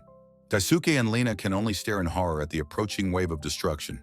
The Hydra unleashes a swarm of smaller, snake-like creatures from its mouth. The swarm surges forward, a living tide of venomous fangs and scales.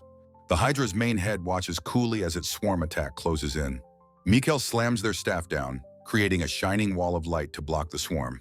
Lena praises Mikkel for the nice save, a look of relief on her face. Mikkel admits that spell used up all their mana, leaving them defenseless now. Daisuke looks over, his expression one of surprise and sincere admiration.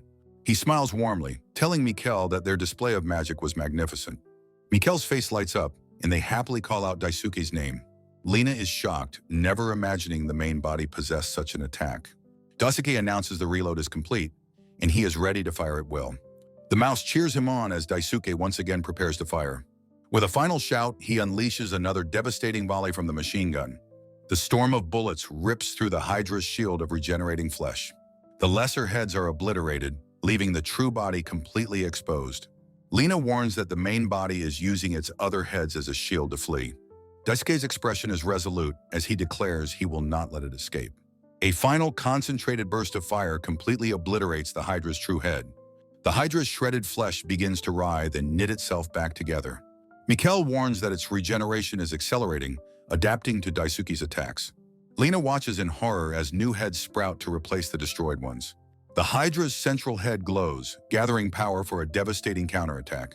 The cursed mouse warns Daisuke that the main body is about to strike. Daisuke's gaze is firm and resolute. He cannot run away now. He places his faith in a legend from his world, the Browning M2. Designed decades ago, its perfect engineering remains completely unsurpassed.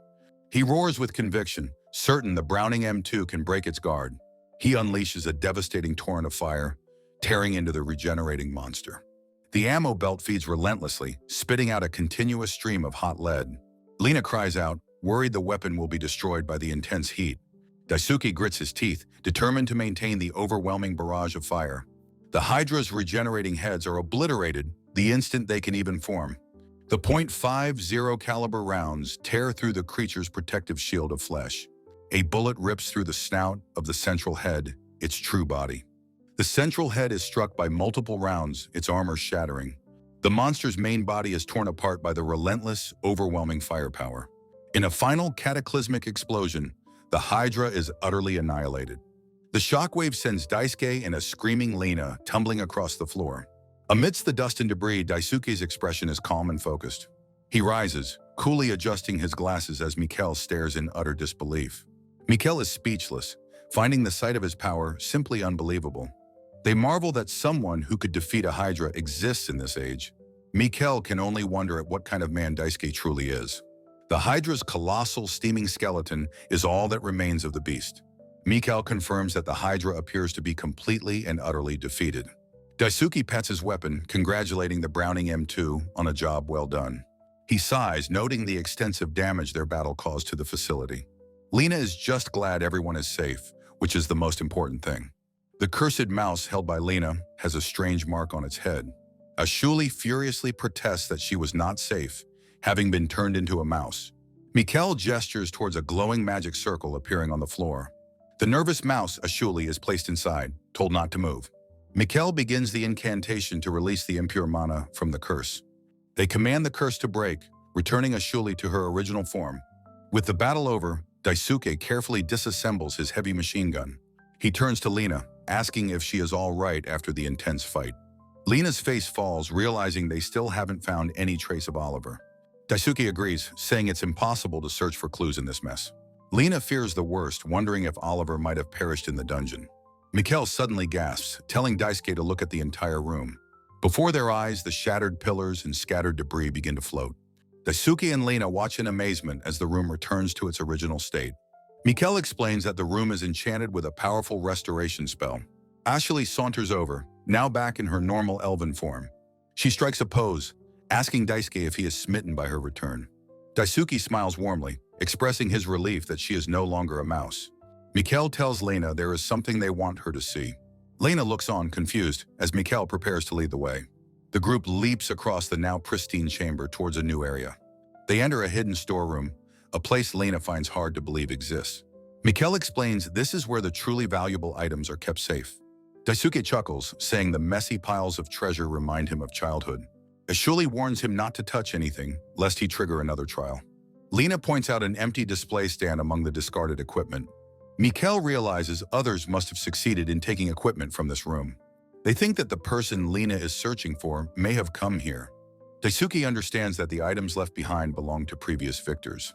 Lina kneels, her eyes fixed on a particular item amidst the treasures. She stares at a simple, unadorned longsword left leaning against a shield. She gasps in recognition, realizing it is the sword Oliver always carried. Daisuke confirms it, pointing out the familiar name engraved upon the blade. Mikkel concludes he must have left his old gear after finding new equipment. Lena clutches the familiar sword to her chest, overcome with emotion. Tears of relief stream down her face as she whispers Oliver's name. Ashuli wonders aloud if this means Oliver also defeated a Hydra. Mikkel speculates that the trials are different for each person who enters. With their quest complete, Mikkel addresses the group, ready to depart. They announce that the magic circle will lead them all out of the dungeon. A shimmering portal of light opens on the floor, ready for them. They emerge onto a sun-drenched beach, and Ashuli stretches into light. She sighs contentedly, saying that the fresh air outside feels wonderful. Lena suggests they return to their tent for the time being. Daisuke waves goodbye, saying he'll be back after his weekend day off. Mikkel decides they will rest until the ship arrives to pick them up. On the beach, Mikkel wonders if they should always keep their mana full.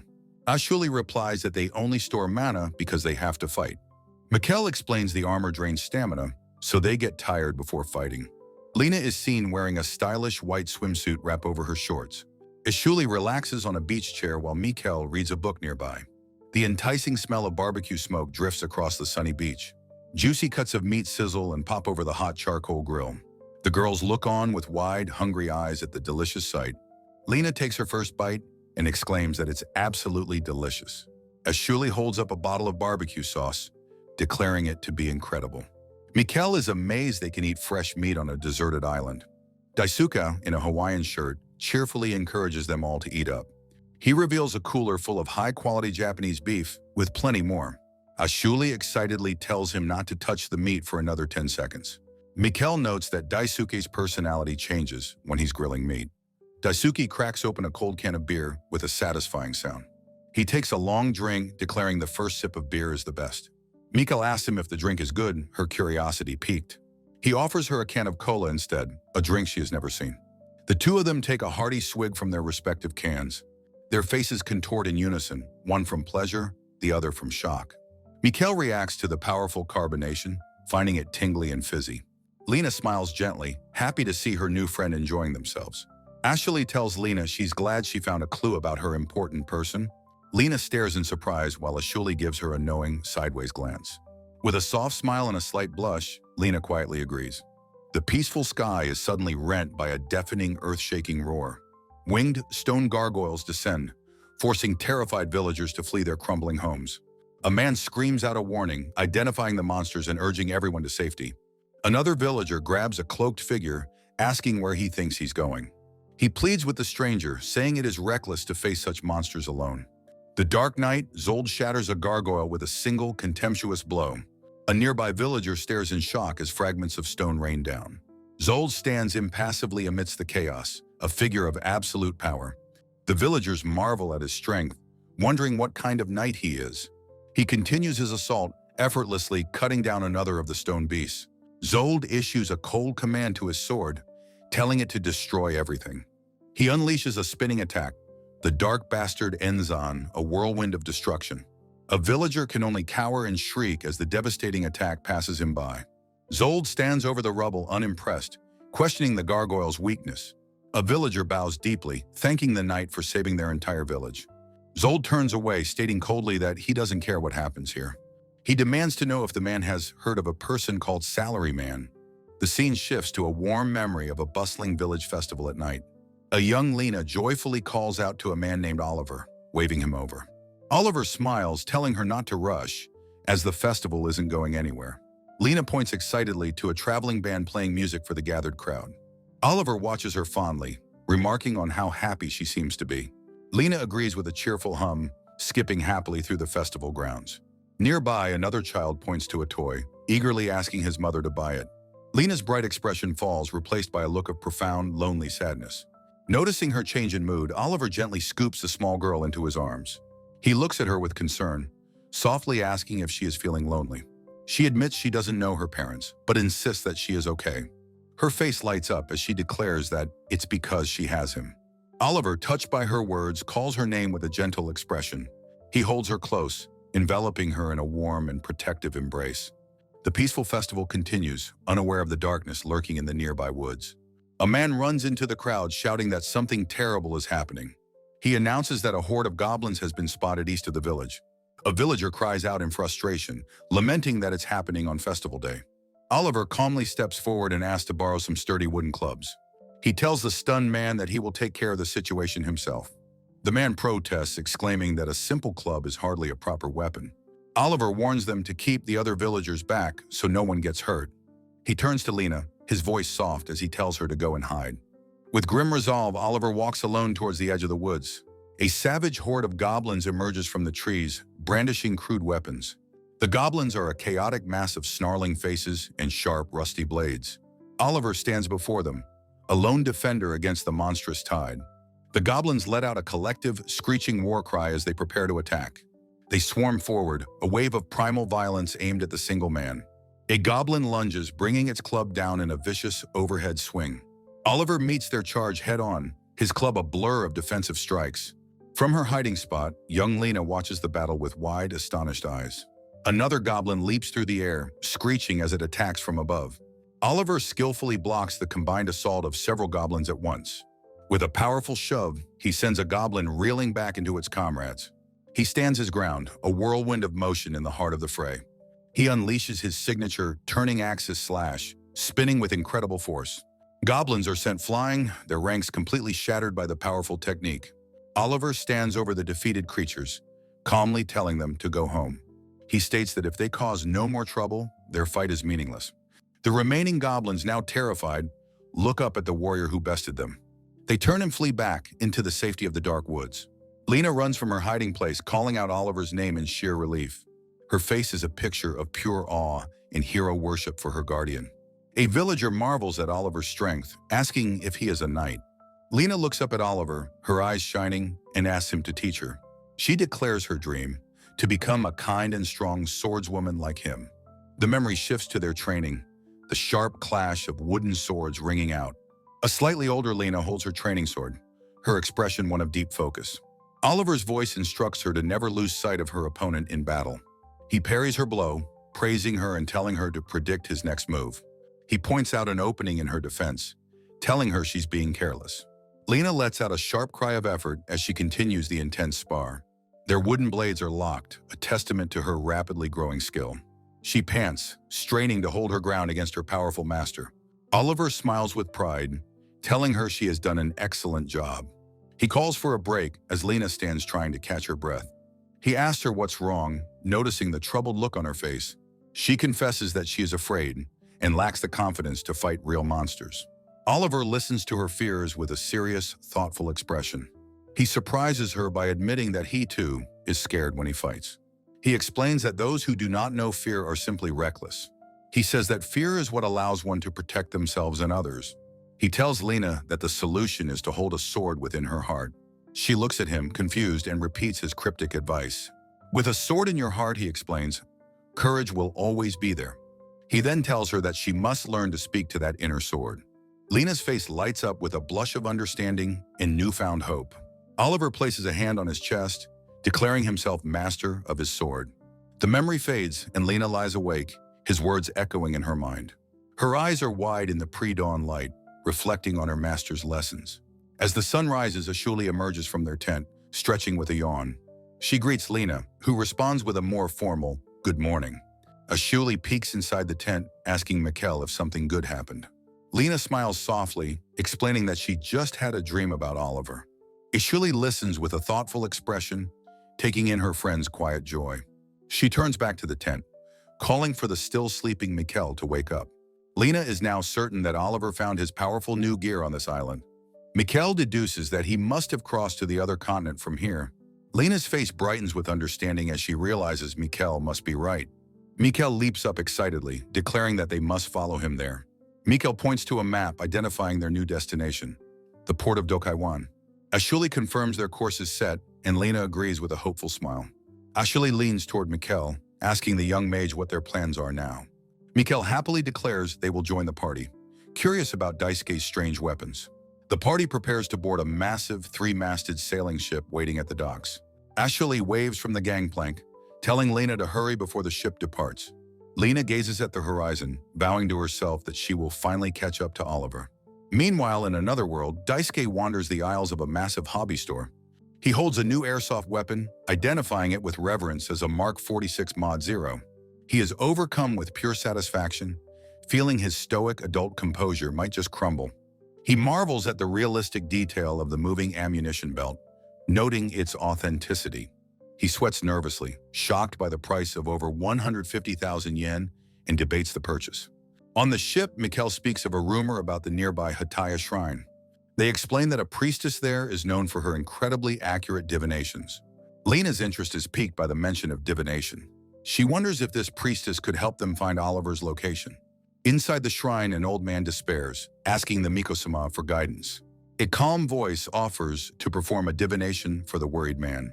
The priestess begins her chant, her hands forming a sign as she speaks of the elements. Her incantation concludes, describing the cycle of wind returning to the earth. The old man is overcome with awe, hailing her as a messenger from the heavens. The priestess dramatically introduces herself to the supplicants as Staisia. A prologue begins with a mural, telling a story from the distant age of myths.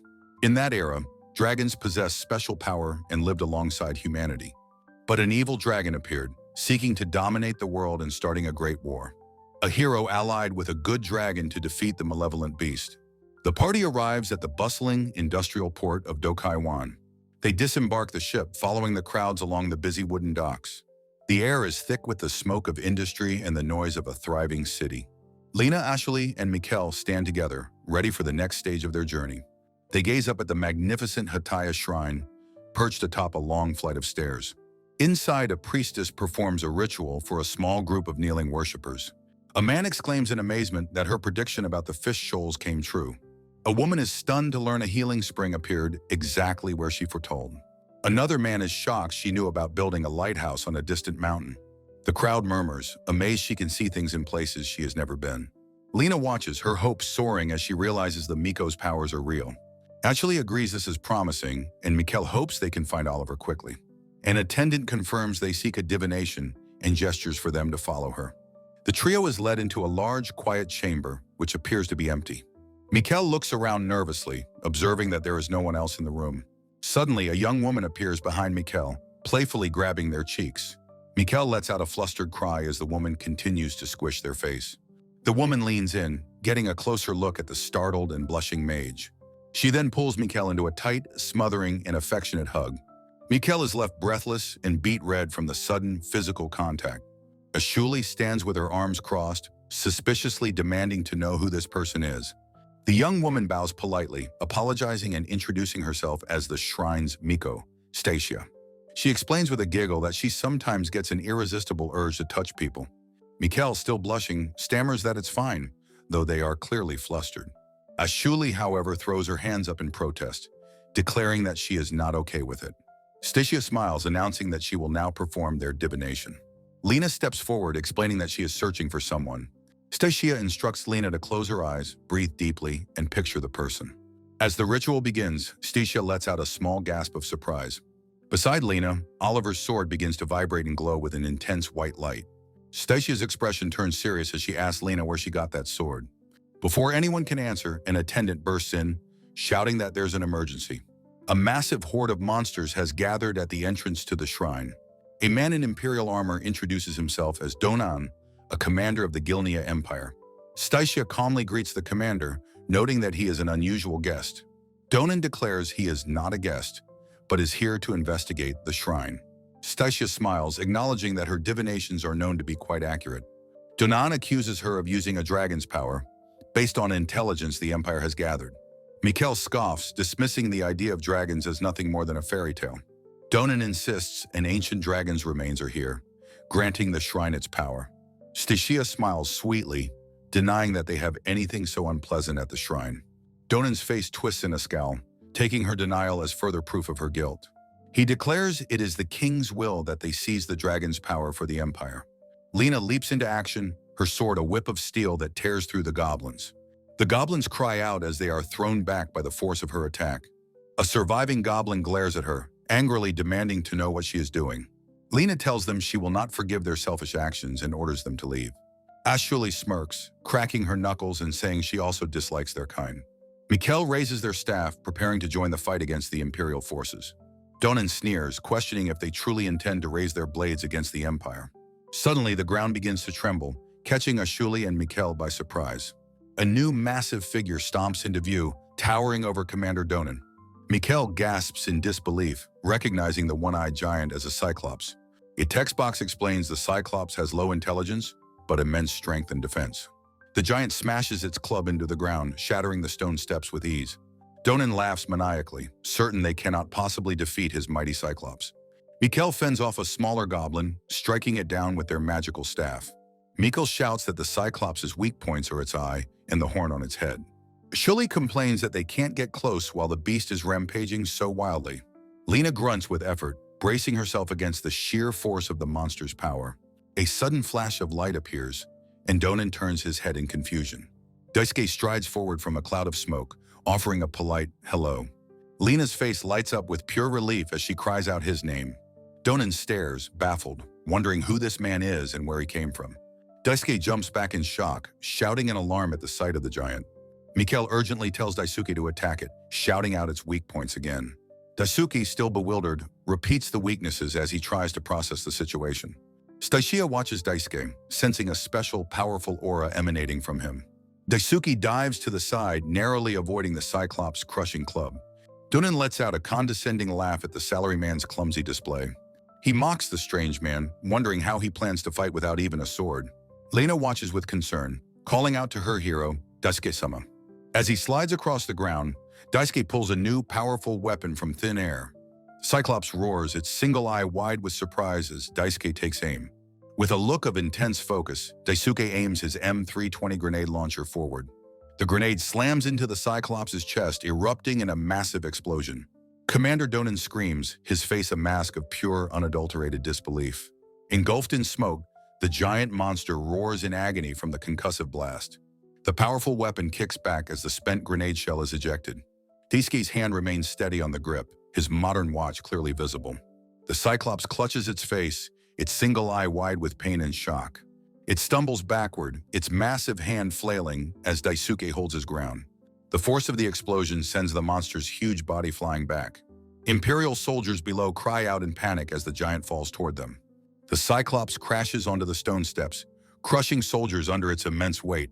It continues to tumble down the long stairs, a destructive boulder of flesh. A trail of rubble and smoke marks the monster's devastating descent. Donan fumes, unable to believe his Cyclops was felled by a single human.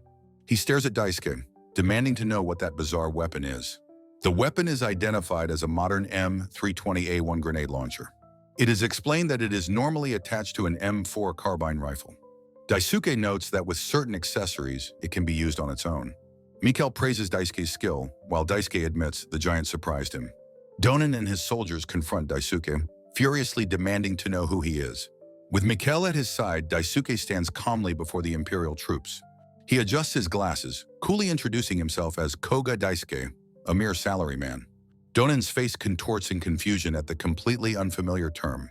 His soldiers echo his bewilderment, questioning what a salaryman could be. A dawning horror strikes Donan. This must be the Golem Slayer from the reports. Daisuke remains impassive as the soldiers ready their spears to attack. Donan mutters the strange word again, a bead of sweat on his brow. He can't believe the legendary warrior is this unimpressive, lanky man. Enraged, he screams at his men to stop gawking and capture their target. With a unified battle cry, the Imperial soldiers charge forward. Lena's expression hardens as she moves to intercept the assault. Her long sword flashes, effortlessly deflecting the soldiers' spear thrusts. She declares fiercely that she will not allow them to get past her. Ashley joins the fight, wishing the big monster was gone so she could fight freely. The goblin horde rallies, confident their superior numbers will overwhelm the heroes. Mikhail prepares a spell, calling on the air to become a wave of ice. They unleash their ice-shot wave, a powerful blast of freezing energy. The charging goblins are frozen solid, their faces locked in silent screams. Donan clicks his tongue in frustration at his forces being thwarted again.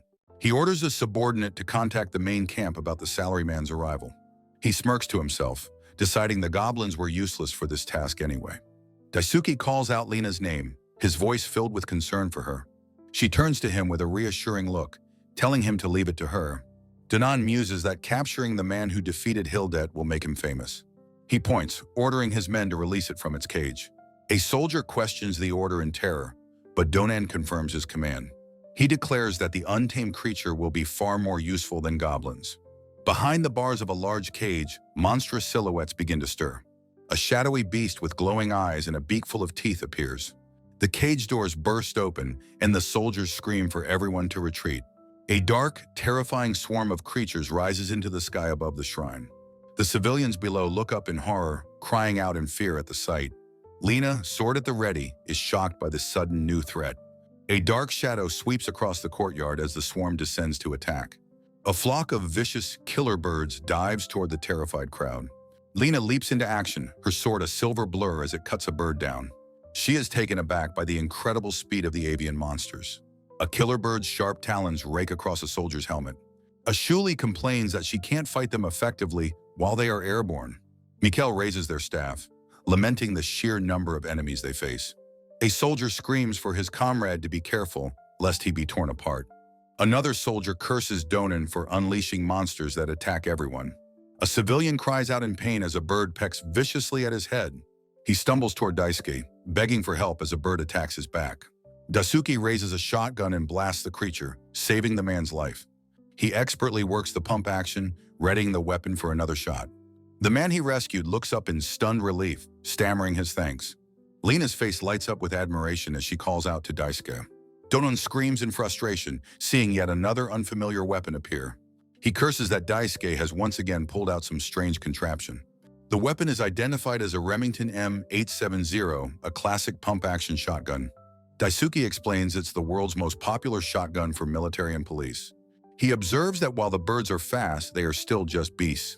He confidently declares that a shotgun is the most effective tool for the job. He explains that shotguns used for hunting have various types of ammunition. He racks the slide, identifying the shell he just used as birdshot. A diagram shows the birdshot shell, packed with tiny pellets for small game. A civilian warns his friend to watch out for a particularly large bird. Daisuke notes that there are more powerful shells available to him. He fires again, announcing this new ammunition is called buckshot. A diagram shows the buckshot shell, filled with larger pellets for bigger game. A spent shell is ejected from the shotgun with a burst of smoke and fire. Seeing another bird dive, Lena screams a warning for Daisuke to be careful. A massive killer bird lunges at him, its beak wide open. Daisuke remains perfectly calm, taking careful aim at the diving monster. The shotgun blast hits the giant bird at point-blank range, obliterating it. He identifies his final, most powerful ammunition type, the slug. He explains that these single projectiles are used for hunting large game.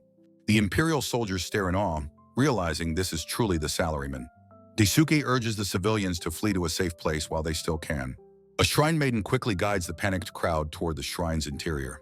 Stasia, the head priestess, watches Daisuke with a curious, intense gaze. Daisuke provides covering fire as the last of the civilians retreat inside. The heavy doors of the shrine slam shut, securing the people from the chaos. Outside, Ashuli and Mikkel continue to fight off the remaining attackers. Inside, a maiden reassures the crowd that they are safe and must calm down.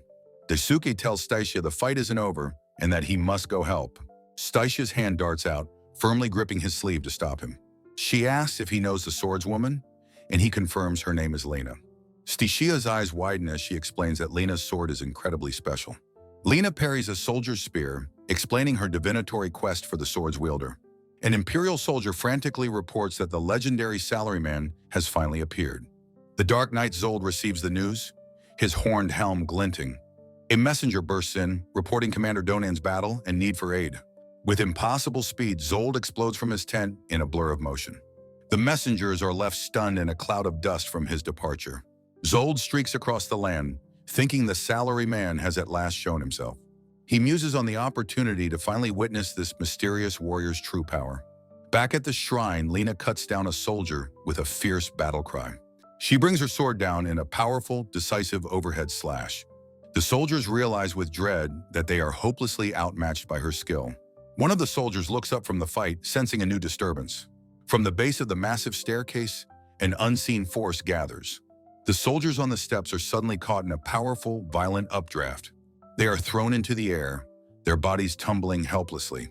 The Imperial soldiers are scattered across the steps like discarded toys. Lena cries out, bracing herself as the powerful shockwave washes over her. A dark, imposing silhouette begins to form within the swirling smoke.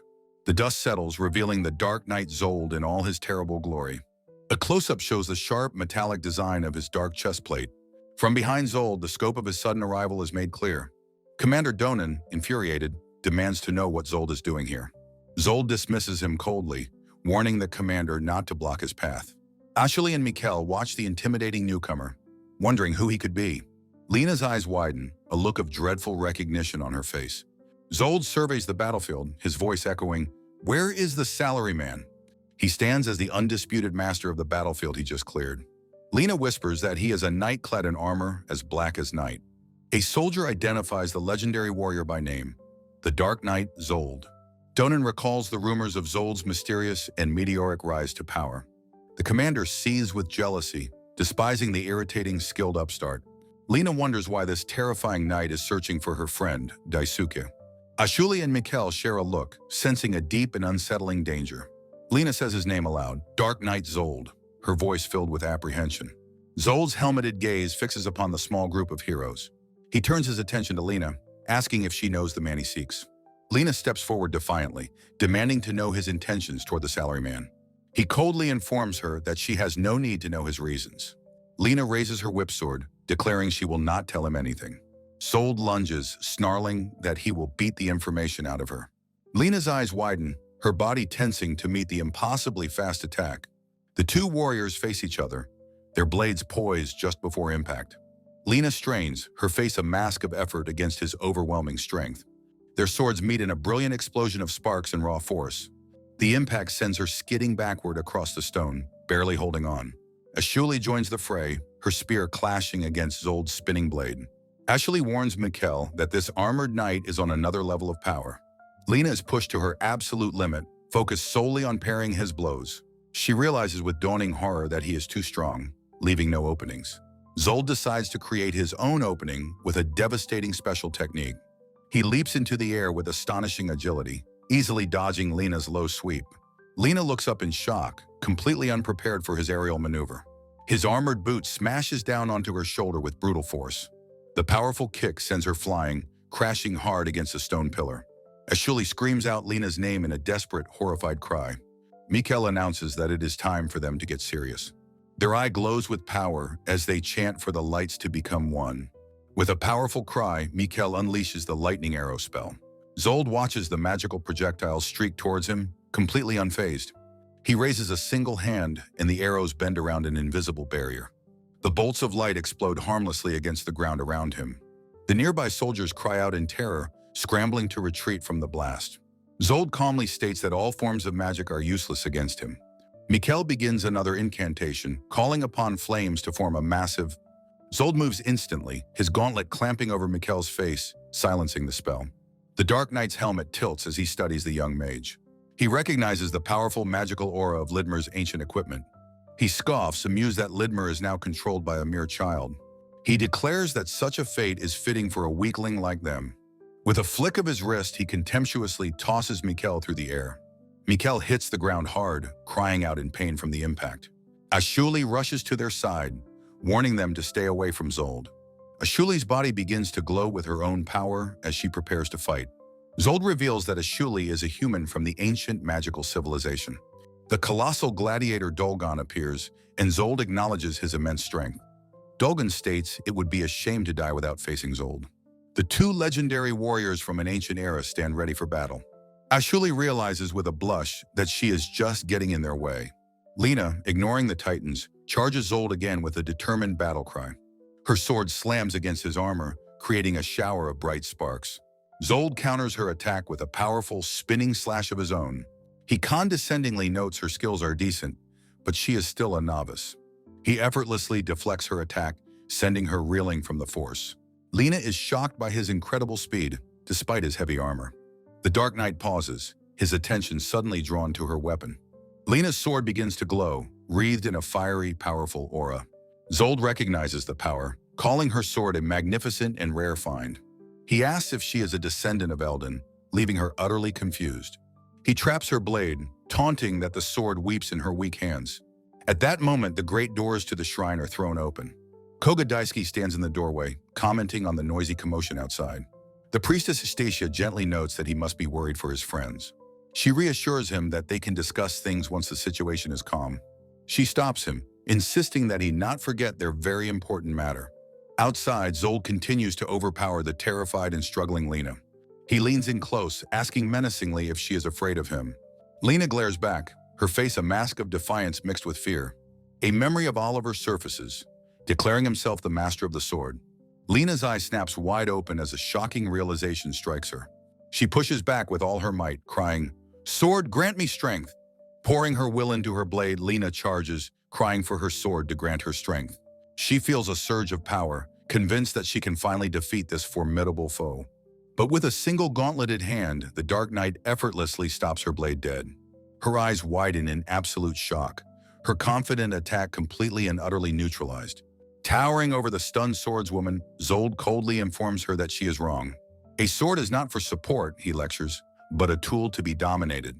He raises his own colossal sword, its dark blade crackling with a malevolent energy. Commanding his sword to destroy everything, he smashes it into the stone ground below. The entire courtyard erupts in a violent explosion of rock, dust, and shattered stone. Lena is thrown through the air like a rag doll, crying out in pain. Her companion Ashuli is also caught in the blast, screaming as she is tossed aside. The destructive power billows outwards in a massive cloud of chaos and devastation. As the dust settles, Lena lies motionless and defeated amidst the fresh rubble. The Dark Knight strides forward, his heavy armored boots stepping into the frame. He grabs her by the collar, hauling her limp body from the wreckage. He cruelly taunts her, telling her to cry out and beg the salaryman for help. He explains that he will not kill her, as she still has value. However, if she refuses to beg for help, he will force her to. He will make it so she has no choice but to want his help. Suddenly, a sharp crack echoes as his impenetrable shoulder armor shatters from an impact. He grunts in pure shock, unable to comprehend what has just happened to him. Daisuke stands resolute, his smoking pistol held steady in a professional, two-handed grip. Across the ruined courtyard, he calmly tells the Dark Knight to let her go. A wave of relief washes over Lena as she whispers her hero's name. Zold examines the impossible crater, a wound marring his legendary black armor. He stares at Daisuke, wondering what kind of attack could cause such instant damage. Acknowledging Daisuke is the first to wound him, he offers some grudging respect.